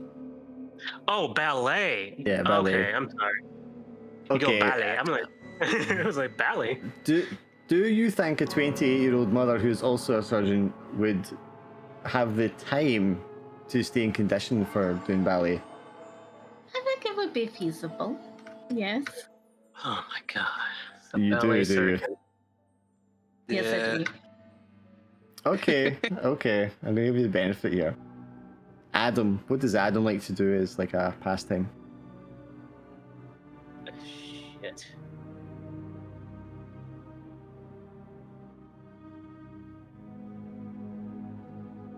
And also, as you're answering these, you probably want to make notes in your dossier so you don't forget.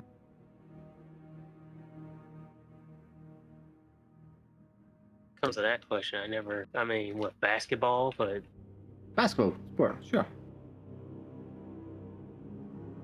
I mean, like, some hoops, that's perfectly What's fine. up? He likes to shoot some hoops, that's perfectly fine. what's up, Bort? No, I was just I just had a thought about, like, you said truck driver probably doesn't give anything. I mean, mechanic skills, if that's an option, would Listen, probably make sense. Don't worry about it. Just okay? saying, okay. I want to be completely useless. So, I mean, you're not completely useless. You can drive. Fair enough. What's Kian's kind of hobby pastime, or is it occult stuff? Honestly, okay, so pastime while he's in the military. Yeah, just in general, what's his like pastime, his hobby time? What does he like to do to relax when he's not preoccupied with something else? Probably drinking, honestly. Right, okay, so that's a third nothing. Oh my goodness. Well, I mean, what? The dude's traumatized. He doesn't know what to fucking do. To be fair, I thought he was a priest for like halfway through. Yes, but everybody else thought he was a priest for a while until they realised he was. Louis, what does Louis like to do in his downtime? I think he's weirdly obsessed with cricket for some reason. Likes cricket. That makes a lot of sense. Is he any good at cricket? I think he's okay, but he's not like amazing or anything. Probably thinks he's better at it than he is. Sure. I could have been professional, but So, I mean, we've kind of answered this one before as well. Gloria, your parents. Like, who were your parents? So your mother was obviously a tutor at the university, yeah? Yes. And father is presumed dead. Well, what did your father do for a living? I can't remember what we designated him as. I know he had a bit of money. I think he actually was a lawyer. Yeah, that actually sounds right. He was either a lawyer or an accountant. Yeah. I remember. Okay, that's fine. So Adam, who were your parents? What did they do? Oh no, he wasn't. He was an anthropologist at Edinburgh University. He was a tutor as well. Okay, that's fine. Yeah, Adam, what were your parents? What did they do for a living? His father was an ice truck driver, and Mama was a caretaker.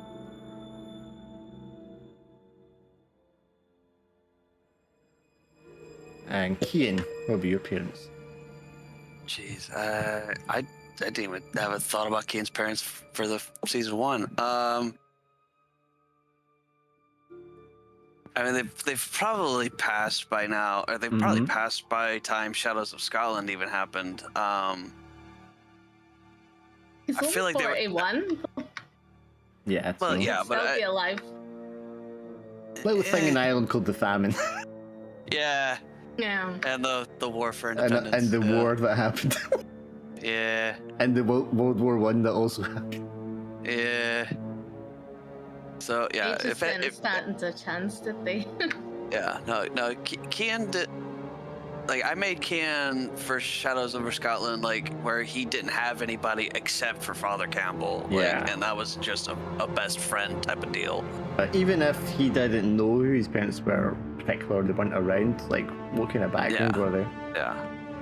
I imagine he knew them, but, you know, just long since passed. Yeah. But I think they were just honestly, you know, average Joes. Like, I don't know if Dad was probably some carpenter or something. Mom was, I don't know what occupation they would have had back. I mean, depending on how many siblings she had, she may have been a housewife. Yeah, honestly, yeah, probably was just a housewife. Okay, that works. Just very ordinary people. Low means. And Louis the Barber, what did your parents do?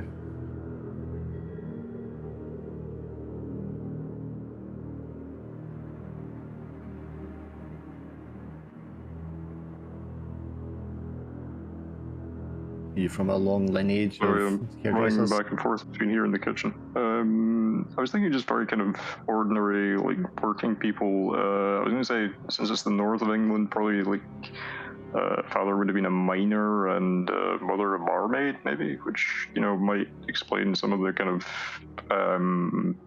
like, people skills. Yeah, totally. Yeah, you're around a lot of people all the time, close community, all that kind of thing. Miners were in unions and stuff like that, yeah. Gloria, would you say you grew up in poverty or privilege? I think we can say privilege, can't we? Because I think privilege. Sorry, Glenn, what you say? Going back to hobbies, baseball. That was a big thing in the 40s. Okay, sure, another sport. Yeah. And would you say Adam grew up in poverty or privilege? You ain't ready for this answer, so I'm just gonna say very poverty. No, we're actually rich. Oh, you're from a wealthy family? No! Ice trucker in that care home. Yeah, and you know, I had a melatonin issue. But yeah, poverty. But noble professions, though. Yeah. Well, I mean, poverty. I mean, we're talking like economic stuff here. Kian? Yeah. Poverty, I'm assuming? Yeah, definitely poverty. Like, yeah. We all poor, fuck it. Ain't no rich folk here. Well, there's one. And Louis, I'm assuming you're also saying ordinary working class folks can't poverty.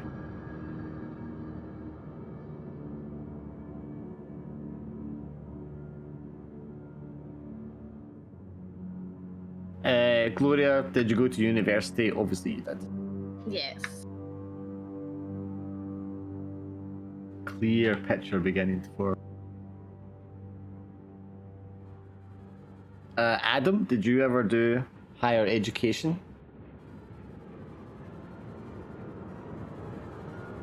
Did I do higher education? I'm gonna say that he took like half a college and he went straight to the army. But you were good enough to get into college. Mm-hmm. Now what, do you want like a degree in something or just he was just general ed. Kian, I think we established before you didn't do any like education thing. No. So I was just manual labor kid. It's funny because there's so few marks in your thing here. Yeah. Honestly, Kian didn't go into anything remotely scholarly until after that night, and even then it was specifically for occult lore and fucking nothing. And Louis, as a barber, I'm assuming you didn't go to university or anything like that. I mean, very few people in this time period got to go to like university or college. Even here, you had to like pay for it privately at this point. You could have went to hairdressing school or something. School of hard knocks, I imagine. Yeah. I don't think they had like barber schools at that point. I definitely feel like that's a more modern thing. It was like a trade you picked up on. Yeah, I think we could just be like apprenticed or something. Okay, Gloria, do you know any languages other than English? I feel like she's quite learned, so I would say she knows like French, Italian. Not good enough that you know one extra language, you know two. Yes. Adam, do you know any languages other than English? No. Only English. Okay, English and bad English. Kian? Yeah, you could say that. Kian, do you know Irish? Yeah, Irish Gaelic, yeah. Gaelic. Yeah, that's what it's called. Oh no, I just remember. I like. It's great. Okay, so Irish Gaelic. And Louis, do you know any other languages? Apart from Yorkshire.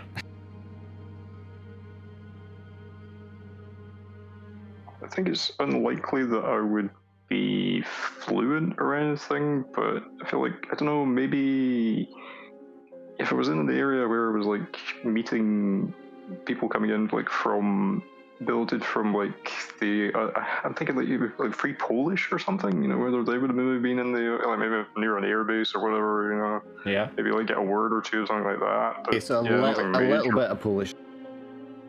Yeah, go with that just for flavor.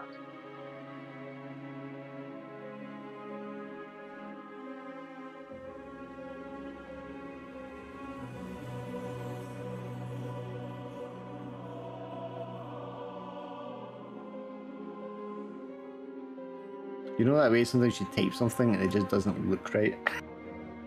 I'm like, yeah, little? That doesn't look like how little is spelled. Okay. Yeah, that always gets me. It's so weird. Picks the randomest words too. I have one word that I've never been able to spell right my entire life, and I'm pretty good at English, and that's necessarily. Oh yeah, no, I can't fucking spell necessary and guarantee. I can't fucking spell. Guarantee I can do because it's guarantee. Yeah, my brain just forgets that. I'm quite a good speller, so yeah. I'm going to take us to this other scene just so the music's not interrupting me. On this scene, you can click like the book and the pad and stuff like that, and it'll open up like the journals and stuff like that for when we're on this. And I will add other bits to it as we get to it, I think. Like you might need to answer the phone sometimes by clicking on the phone or something. Okay, sounds cool. Right, where was I? Okay, Gloria, do you feel that people respond well to you? I'm gonna say, because like I've been saying like yes to lots of things, I might say like no, because I think she does have a little bit of arrogance about her, because, you know, she's lived in this sort of posh, privileged life with like surgeon and stuff like that people don't respond well, because she's in a profession that's, you know, meant for men. So I don't think people respond well to her, because when they find out she's a surgeon, they're like, oh, you shouldn't be a surgeon, right? You know. Sure. Okay. What about you, Adam? Do you feel generally in your interactions with other people that they respond well to you in your presence?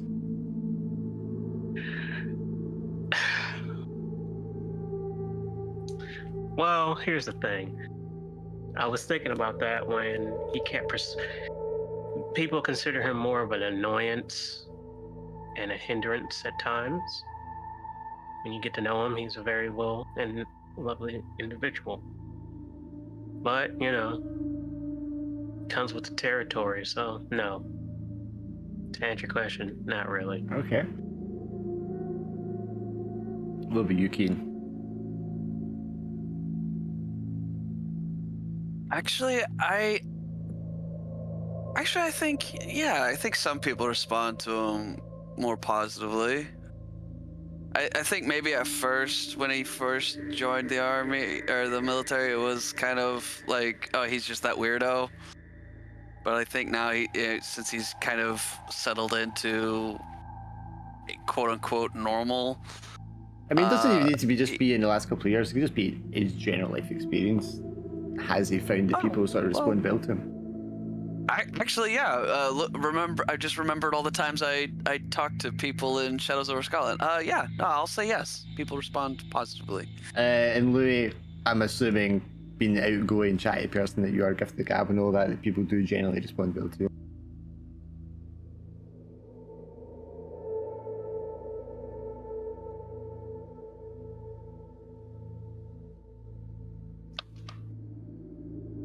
Yeah, I would think so. Yeah, I think I would have be used to like interacting with different people and just like trying to make small talk with them, put them at ease. So yeah, I think so.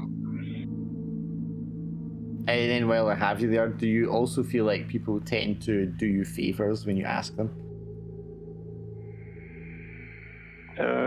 I think to a decent extent, yeah. Because I mean, I think if it's known that I'm like seen as a guy who can get things for them, then they're probably willing to like be a bit more forthcoming and pitch in if I like need something from them. So yeah.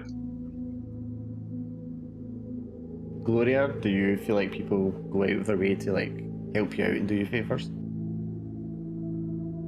No, because I feel like my profession, they kind of, you know, they're kind of like, oh, it's a bit taboo, and it's a bit kind of like, no, you know, they think, oh, she's a wee bit arrogant about herself because she's a surgeon, you know, because they don't have many female surgeons, so no. All right, what about you, Adam? I mean, it kind of ties into the previous one a lot. Nobody's helping me out. I don't. It is what it is. What about you, Keen? I mean, going by like the lack of skills here, I feel like people have helped you out your entire life. I mean, you know, if I'm able to talk my way into some shit, I guess it might require people might not be initially willing to give me favors, but I might be able to talk my way into getting favors. Yeah, Irish gifted the gab, man. Yeah. I talked my way into arc rights. So in the same sort of vein, Keen, do people tend to laugh at your jokes? To laugh at what? At your jokes. Oh, yeah, of course. I'm funny as fuck. Louis, do your customers laugh at your jokes?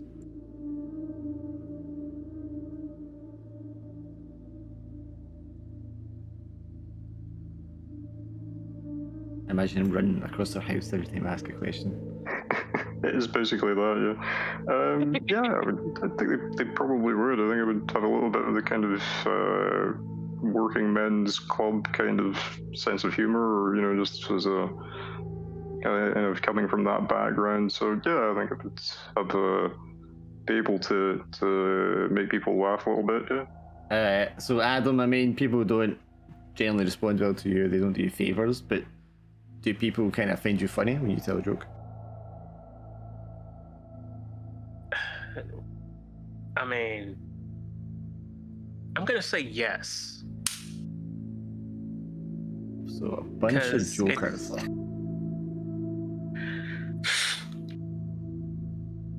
I'm gonna say no. Yeah. Yeah. I don't think they just perceive her as, It's already unlikely that a woman can be a surgeon. Women can't be funny. Yeah. So Gloria, we've determined you didn't serve in the military or police before this. Yeah. Cian, I mean, I remember you were like part of a Republican smuggler, but was he in World War One? Did he serve? I forget how long before the World War II was World War One. I forget. World War One ended 1918. Our previous game was 1922. So I mean, you might have you definitely would have been able to get into the younger end of it. Yeah. I don't think so. I think I might have just avoided, I think I might have avoided the draft or whatever. Yeah. But and as far as like the IRA thing, all Cian did was sort of smuggle guns to them. He didn't and wasn't directly involved in the fighting. Adam, you wanted to. Well, we were saying that your encounter happened when you were on a mission in combat, so you have seen combat, and you've definitely been trained for combat with the army and stuff. Okay. Yes, correct. I mean, unless you consider all the shit that Cian has dealt with and during Louis, season 1. Are we thinking, Louis, you haven't really done a tour of duty? You've just kind of been at bases, being the barber and stuff, doing basic training? Yeah, I mean, I think maybe it would be in the home guard at this point or something, but right, yeah. So I don't think I would have seen no frontline combat experience. Okay. I think I would, because I would be too young to have served in World War One, I think. Yeah. Most people would be at this point.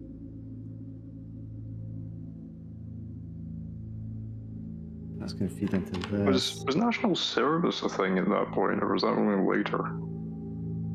There was conscription, definitely by this point, for men between 18 and 41. I'm thinking more in the sense of what people in the 50s used to do, where when you'd turn 18, you'd be you need to do a year or whatever in some kind of but with that's the draft. No, that's national service. You do that Sweden that does that. You do it for a couple of years when you turn 18. But the difference between that and the conscription, draft, is you're pulled up and basically you're serving as long as they need you to serve. Yeah, I guess if that was a thing in the interwar years, I guess I might have done that, but not actual combat. So you would have to volunteer for service for that. I don't think they had a national service between the two wars. Right. Okay. Primarily because so many men died, they needed you to raise a family and stuff like that. Yeah, I guess. They didn't want every generation of men being killed off. A very simple one, Gloria. Have you ever been punched in the face? Damn. Have I ever been punched in the face? Yes. No. Is that because someone tried to and missed, or because no one has tried to? No one has tried to. Adam, you ever been punched in the face?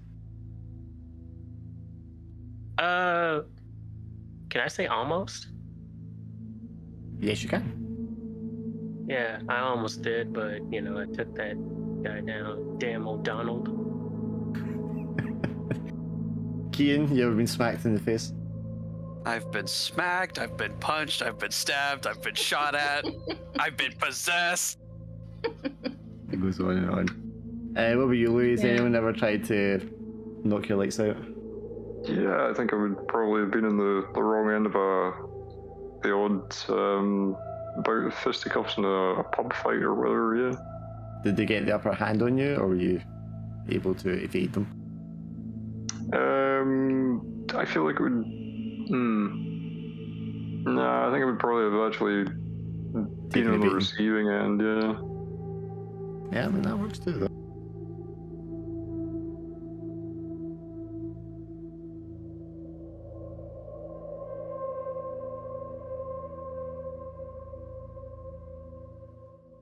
Gloria, you have indeed endured tragedy. Yes. That is obvious. Kian, have you endured tragedy? I've been punched, I've been stabbed, I've been shot at, I've been possessed. Yeah. Literally ate a man's heart when. I was just about to say I ate a man's heart. I ripped it out of his chest with my bare hands, yeah. Adam, has Adam endured tragedy?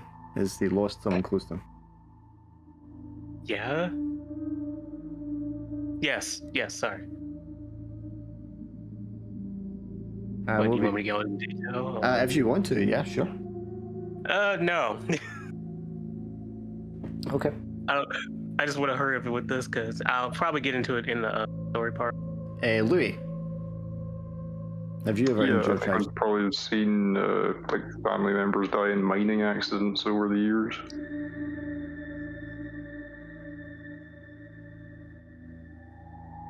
Gloria, do you believe in loyalty or leadership? Pick one. I believe in loyalty.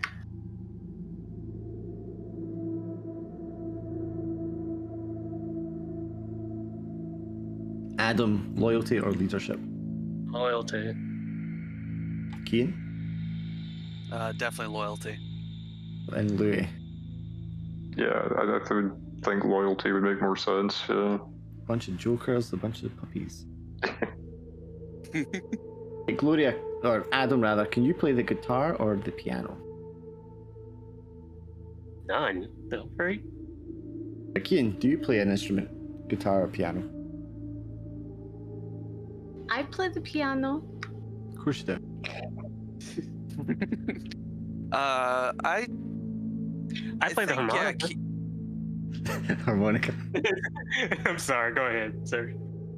I think honestly Kian could probably play the guitar. Probably way out of practice, or I don't know. But what about you, Louis? Not.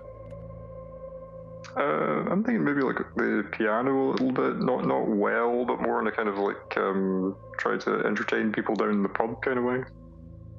Oh yeah, I mean, yeah, definitely that one. Yeah.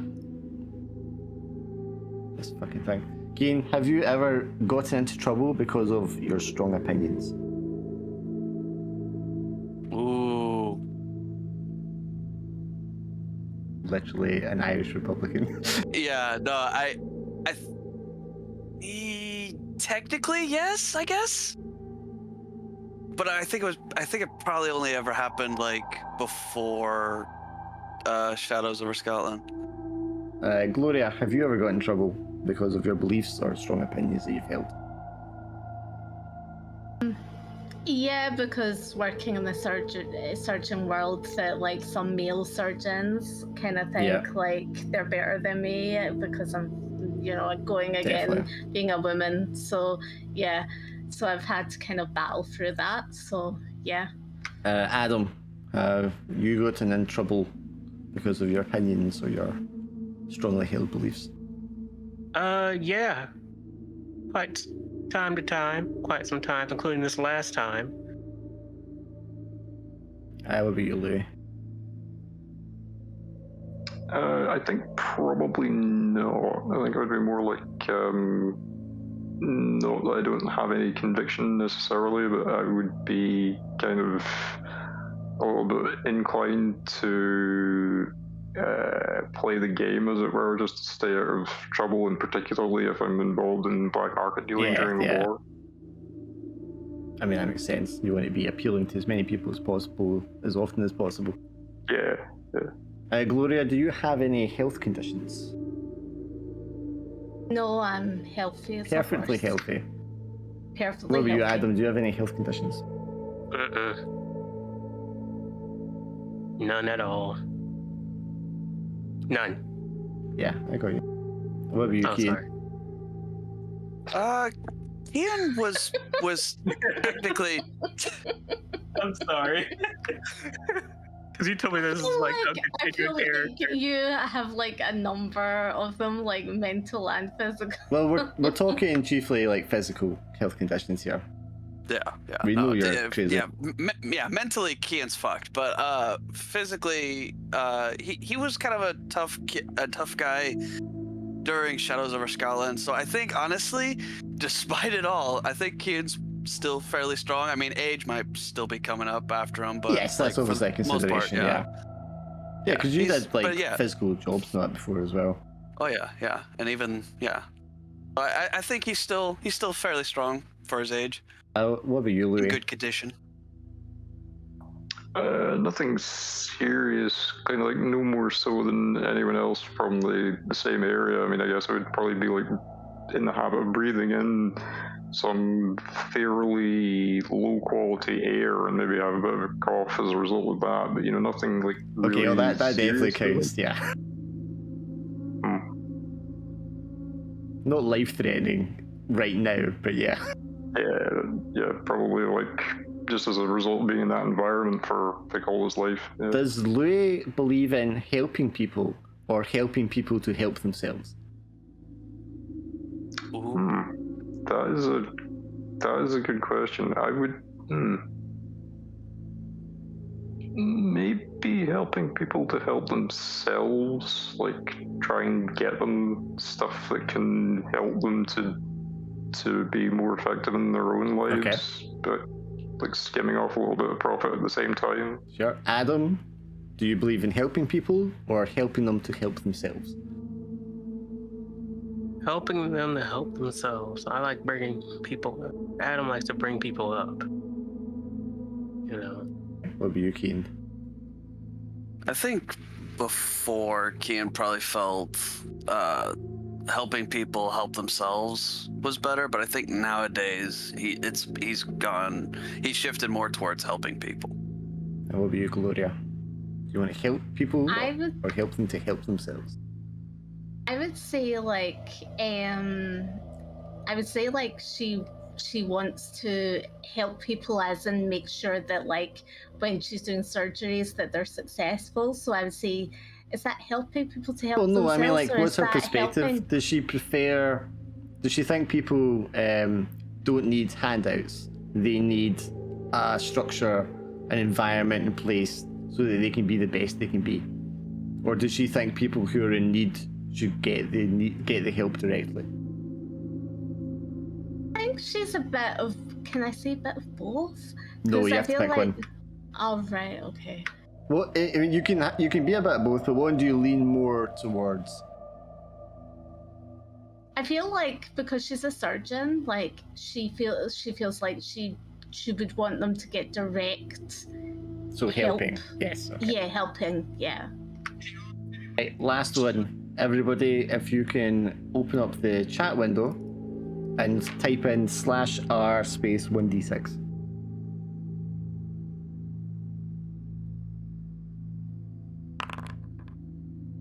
Oh boy. Damn it. Oh, forgot the slash. Yep.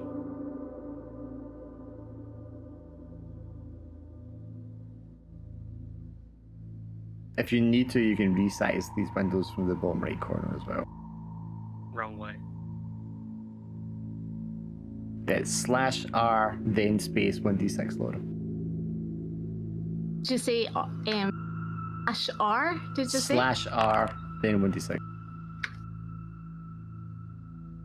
Jesus.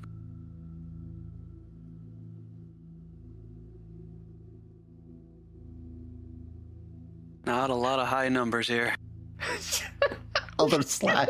Other slash. You know what? We're getting there slowly but surely. Oh no. Slash R. Is there any space? Then a space. No. Yes, there is. Yeah. Slash R space Yeah. 1d6. Yeah. You almost had it the very first time. You just had it the wrong round. There you go. Best luck out of everyone, of course. Yeah. Of course. Well, yeah. This is going to be Lasters, your yeah. luck, which I will permit you to use on occasion to bump up a result. But Oh, good. it does never. It never refills, so that's what you're stuck with. Great. So what's the bad news? Right, now let me just look at these here. Okay, so Laura, Glim, and Goose are going to be athletic. Goose is going to be attractive. Wait, 2 seconds. 2 seconds. You don't need to write anything down. I'm just like reading out so you know what I've got here. Start again. No, because you don't need to write it down. Laura and Swindle are going to be dexterous. Laura's going to be wealthy. Glim and Swindle are going to have strong will. Laura and Glim are going to be clever. Glim's going to be quick. Laura's going to be educated. Glim and Goose will be respected. Glim and Swindle will be understanding. Goose and Swindle will be charismatic. Glim will be trained. And then your luck's not amazing. Yeah.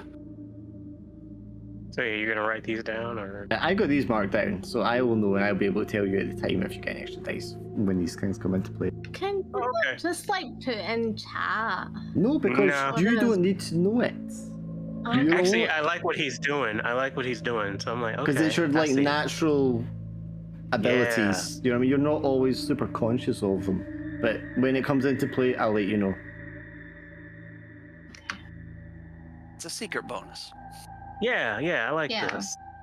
So this is where the fear comes in. Smart, Black. It's great because only one of you is quick. I feel like Yeah, I that's forget pretty which one was it. important. Exactly. Who is quick? The one that has monotone. The one who's fastest. I feel like it's no, but I feel like it might be. Probably Either. Adam. It's Adam. Adam's a quick one. Yeah. Yeah. Oh, Yeah. nice. So I've Oh, the way I so did this was lucky. I gave everyone like points depending on their answers, and then if your points are like higher, well, if it's the highest or if it's like higher than like maybe like the average, then it counts as you being that thing. So like if everybody was like marked attractive and everybody did get marked attractive, well, nobody's attractive because you're all about the same. But if someone got higher, which Goose did, then he is more attractive. So he is going to be the attractive one. Yeah. I'm just So that's the way I've kind of worked out. The wealthy, That's fair. clever one, isn't it? I not you said I'm dexterous, aren't I? You don't Yeah. need to write any of this down because I will never ask you what you are. I will tell you. I'm athletic, haven't I? And as you will well? never get to suggest to me that you get something because you're athletic or whatever. That's not how it's going to work. Okay. I would just let you know as a courtesy. And now you're making me regret that. Okay. It's I'll alright. just I won't back change you this later. chat message so it's not white background. Right, unless anyone has anything extra they want to add about their characters or any questions they have to ask, then we are done for today.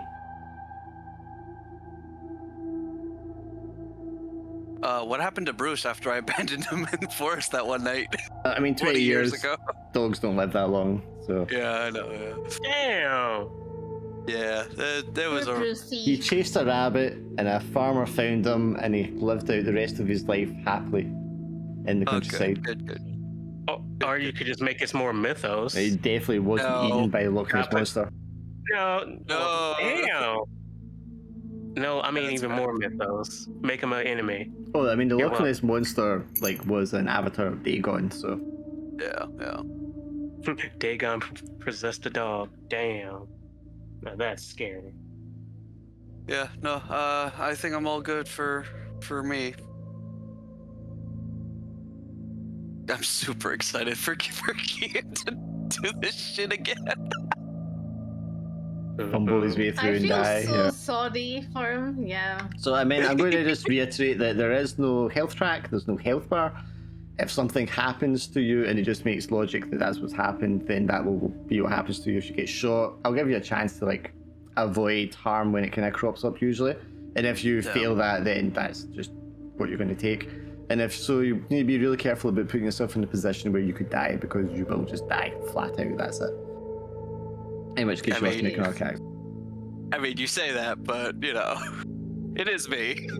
And elsewise, if you take like an injury or something like that, obviously that's going to affect if you get dice for certain things and if you can do certain things. You know, if you're shot in the leg, you can still move around and do stuff like that, but you're going to be in pain and limping and all the rest of it. No. Yeah. But you've got like 10 lives, don't you? Sweaty, your character Kean is. Yeah, just but how like... many is he spent already? Yeah, with only 2 luck that doesn't replenish. I gotta be extra stingy. But yes, so I kind of know who the combat people are. I've kind of like sussed out. Yeah, we don't like, have any. No. We have a barber, a truck driver, a photographer, and a surgeon. Yeah. This is not a combat unit. At least being the surgeon as well, like them, you know, I can like fix up legs. Hey man, like covered wars, you know. Yeah. So when we kick off next time, Driver's gonna be so important as well, because like, you know, we got to get to place. yeah, I think it'll be fine. Yeah, so when we kick off, we'll just do like a little scene of everybody kind of like getting their papers and pulled into this unit for whatever it is, and then from there you'll get your explanation about what's happening, where you're going to go, and we'll take it from there. Cool. Sounds good. That's good. Yeah. Looking forward to it. Yeah, for sure. Okay, so it will probably be like a slow burn to get into things, and then when things go wrong, it's going to seem very quickly. We're going to deal with the normal horrors of war, and then we get to deal with the eldritch horrors of war. And then you get to combine them together. Yeah. Nice. Well, have a lovely evening and night all. Oh yeah, if you just grab a picture of what you want your character image to be, just send me it on Discord or post it in the Discord channel. I tried to find a picture, but...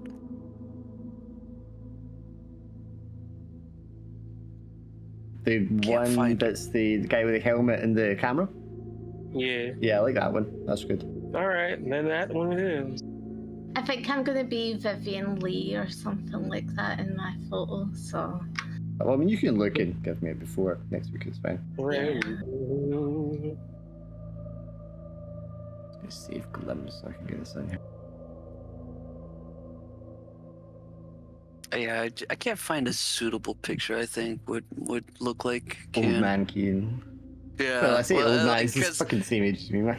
Yeah, because I keep. Because I Google like Irishman black and white photo, and I get like either ridiculously old or like 21 years old, and that's like there's no in between.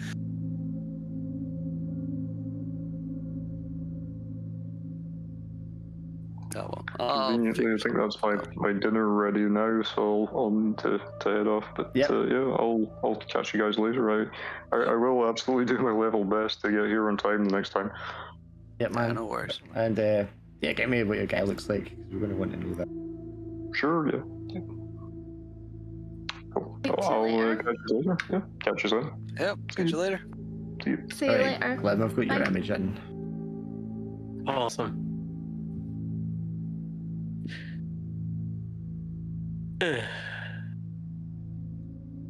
Change this macros is also your image. Still can't grab my character and put him on the hotbar. Like I said, the little browser icon on the left-hand side of your hotbar, if you click that, and then there's like a book icon that says display glim, or actually it's your guy's picture, it says display glim, you can just drag that over. And that should work. I don't know why the permissions in the actual directory aren't transferring.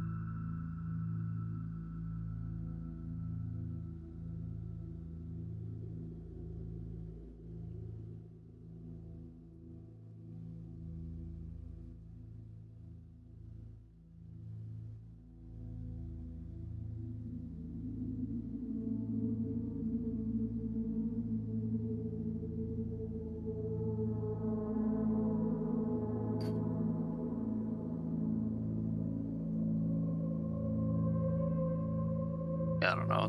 This seems like a decent enough picture, I guess. That's a rough looking Granted, first the character. fucking mugshot, yeah. But I mean, yeah, but not too old, not too young, but he definitely looks like he's seen some shit. What do you want him to look like? I don't know. Like, obviously he's not like old and gray, but like, you know, he's kind of, halfway there.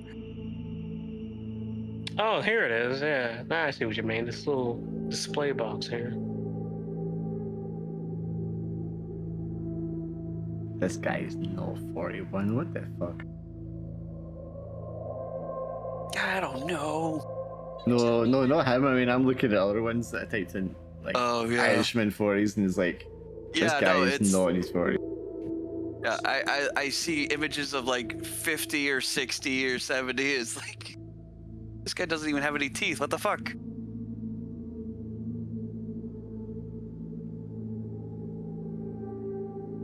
I don't think he strikes me as a mustache kind of guy. Even though it would have been the fashion of this time period. Yeah, no, Kian would have kept at least mostly, like, if anything, maybe like the mutton chops or something like that, but no.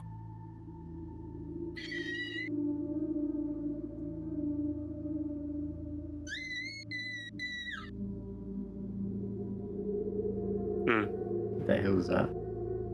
Oh, a baby choosing a side of the force. I thought it was someone killing a guinea pig one. No. They had 3 lightsabers, and they let the baby choose, and the baby chose the red lightsaber. Violence has been chosen. You said mutton chops. Well, maybe, I don't know. By the way, Swindle. Yep, mutton chops and Nosferatu. It's gonna be crazy. That's a good enough image, I suppose. Look at this, man. This guy looks very Irish. You didn't even know what I was talking about? No, I'm sorry. I'm trying to... Yeah, I know, that guy definitely looks really Irish. If Kian grew out... Yeah, you know what? Fuck it. We'll say Kian has a beard and mustache now, I guess. Was that even allowed in the military? I don't think you're allowed a beard. My recollection of images of soldiers in World War II, they're all clean shaven, and the officers normally have a mustache. Yeah. It's kind of what I was thinking. Like, I'm going to see what the AI gives me, honestly. Fair enough. But yeah, I saw the Nosferatu trailer. Yeah, it looks pretty sick. Yeah. I'm excited for it. When the hell did... Well, then again, Dracula had all kind of pets, so I take it back. I'm like, what the hell's up with the wolf? Well, wolves were like the main feature in Dracula, man. That's why I kind of stopped myself. I'm like, well, then again, it's Dracula. He has everything. He got bats. Yeah. He got the wolves. bats weren't featured an awful lot in the novel, but the wolves are in it quite predominantly. Yeah. Wow, this is definitely all AI images from the same images ripped, because this guy looks the same in all of these. He's got a big handlebar mustache. Jeez. He does look Irish though.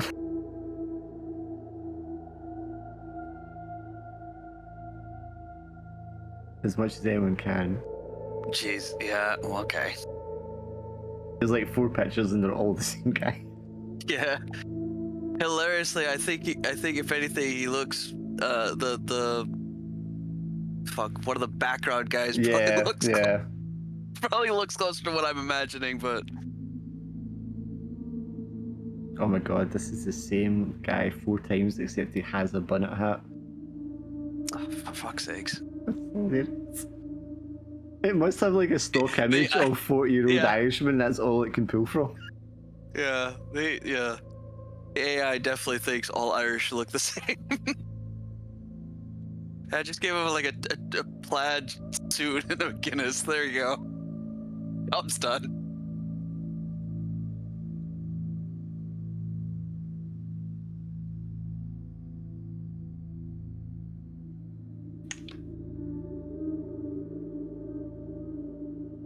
Okay, he's taking his time out. Oh my god, this is definitely the same guy he's working for. Good god.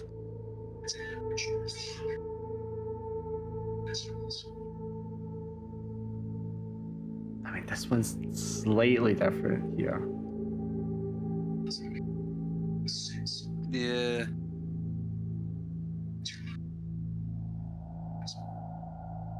I mean, you know, minus the second set of fingers there, but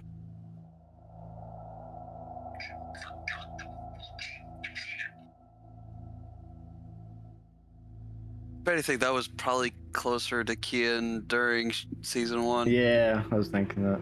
Newsboy hat, yeah. I mean, yeah.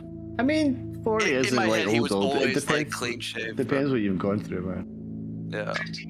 But yeah, that's why I was trying to like say like age hasn't like completely ruined him yet, but it's started to show, and especially with all the shit he's gone through, probably looks like a little bit older.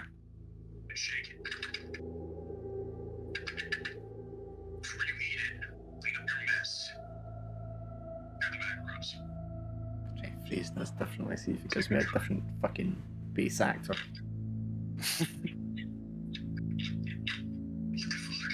Honestly, the second to the last one, fuck, I forget the actor's name. Pierce Brosnan. Definitely looks like Pierce Brosnan. That's who that's from, I think. Is it? I guess I can kind of see it. If you could see like the other ones that popped up that it's based on, like it's definitely a bit like him. Okay, this is a little different. This is not a Keen. This could be.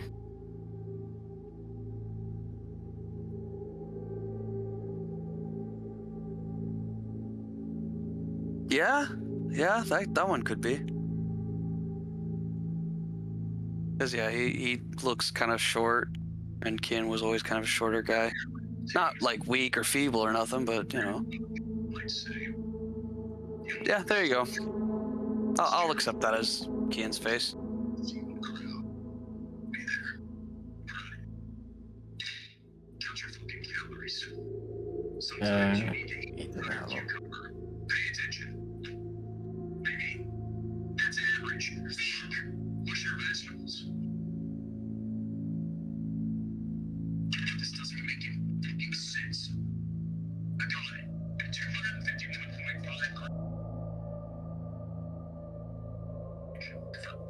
Why would you open this in the other window?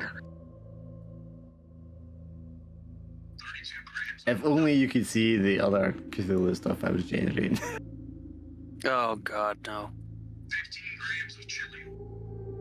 Actually, hilariously, my dad sent me, just out of the blue, he sends me this image of, like, I guess he was messing around with an AI image generator and was just, I guess, and typed in, like, where platypus.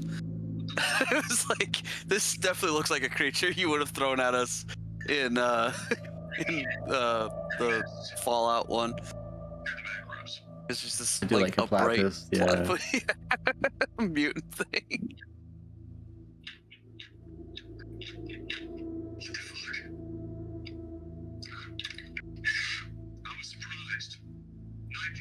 How do you add the image to your? I need to do it on my end because it's off my computer locally. Oh, okay. You can like set it up so players can like do it, but I mean that's a security issue. Yeah, no, that's fine. Okay. Yeah, I'm just trimming it down so there's not much background stuff on Oh yeah, for sure.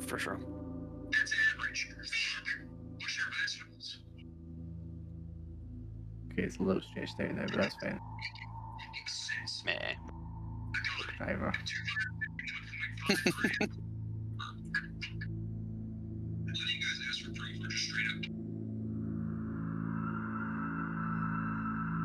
Jesus. Oh, I'm so excited for the terrible things that are going to happen to him.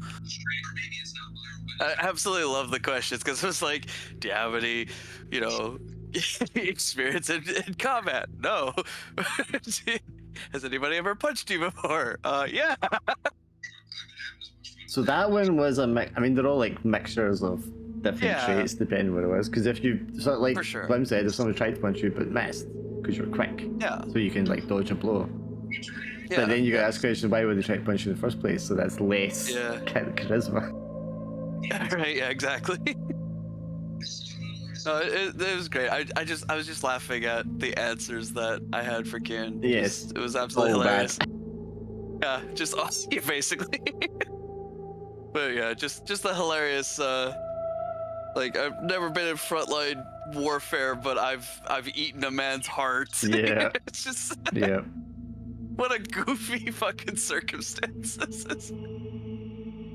The other interesting is going to be picking the type of like mental trait that kind of crops up when you start going nuts and going under stress. Oh yeah. Because I think if you like roll the insight and you like the insight increases, every time it does increase, you have to like start, role playing out the symptoms of whatever sort of psychosis you're prone to. So I need to decide kind of what psychosis suits everybody as well. Yeah. If you're going to become like obsessive about something, or if you're going to become like paranoid or whatever. Aggressive, yeah. Yeah, some people act out aggressively. Yeah. Or if you go catatonic, it'd be amazing. Oh yeah, that. Oh Jesus. Oh, I'm so scared. I can't do anything. I mean, to be fair, yeah, people freeze up.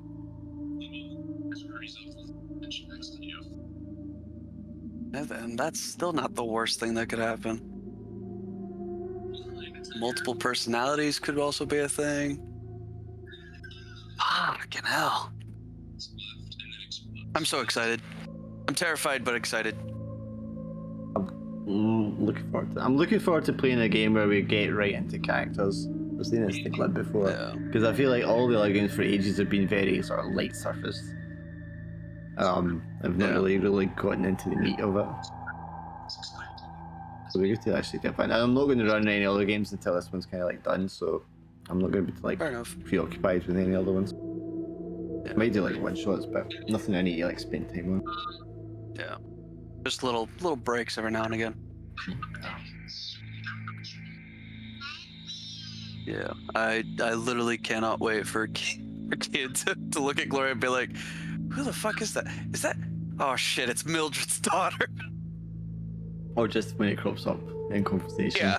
And like, just the creeping horror as you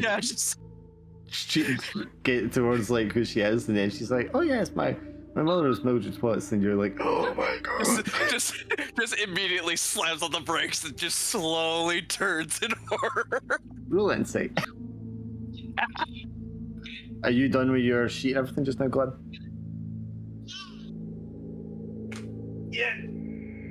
Yeah, I'll close this then. Yeah, we're done. So yeah, you were talking about like, getting in depth in characters and stuff. What are you talking about? No, I'm just saying I'm looking forward to doing a game where we actually get into the meat of the characters and stuff. Yeah. And having that kind of slow burn sort of one, when you explore what's actually happening in the scene and all that, and how everyone's feeling the shit, rather than just being like, who do you shoot? Who do you throw the grenade at? Yeah. Mm-hmm. Yeah, that'll be great.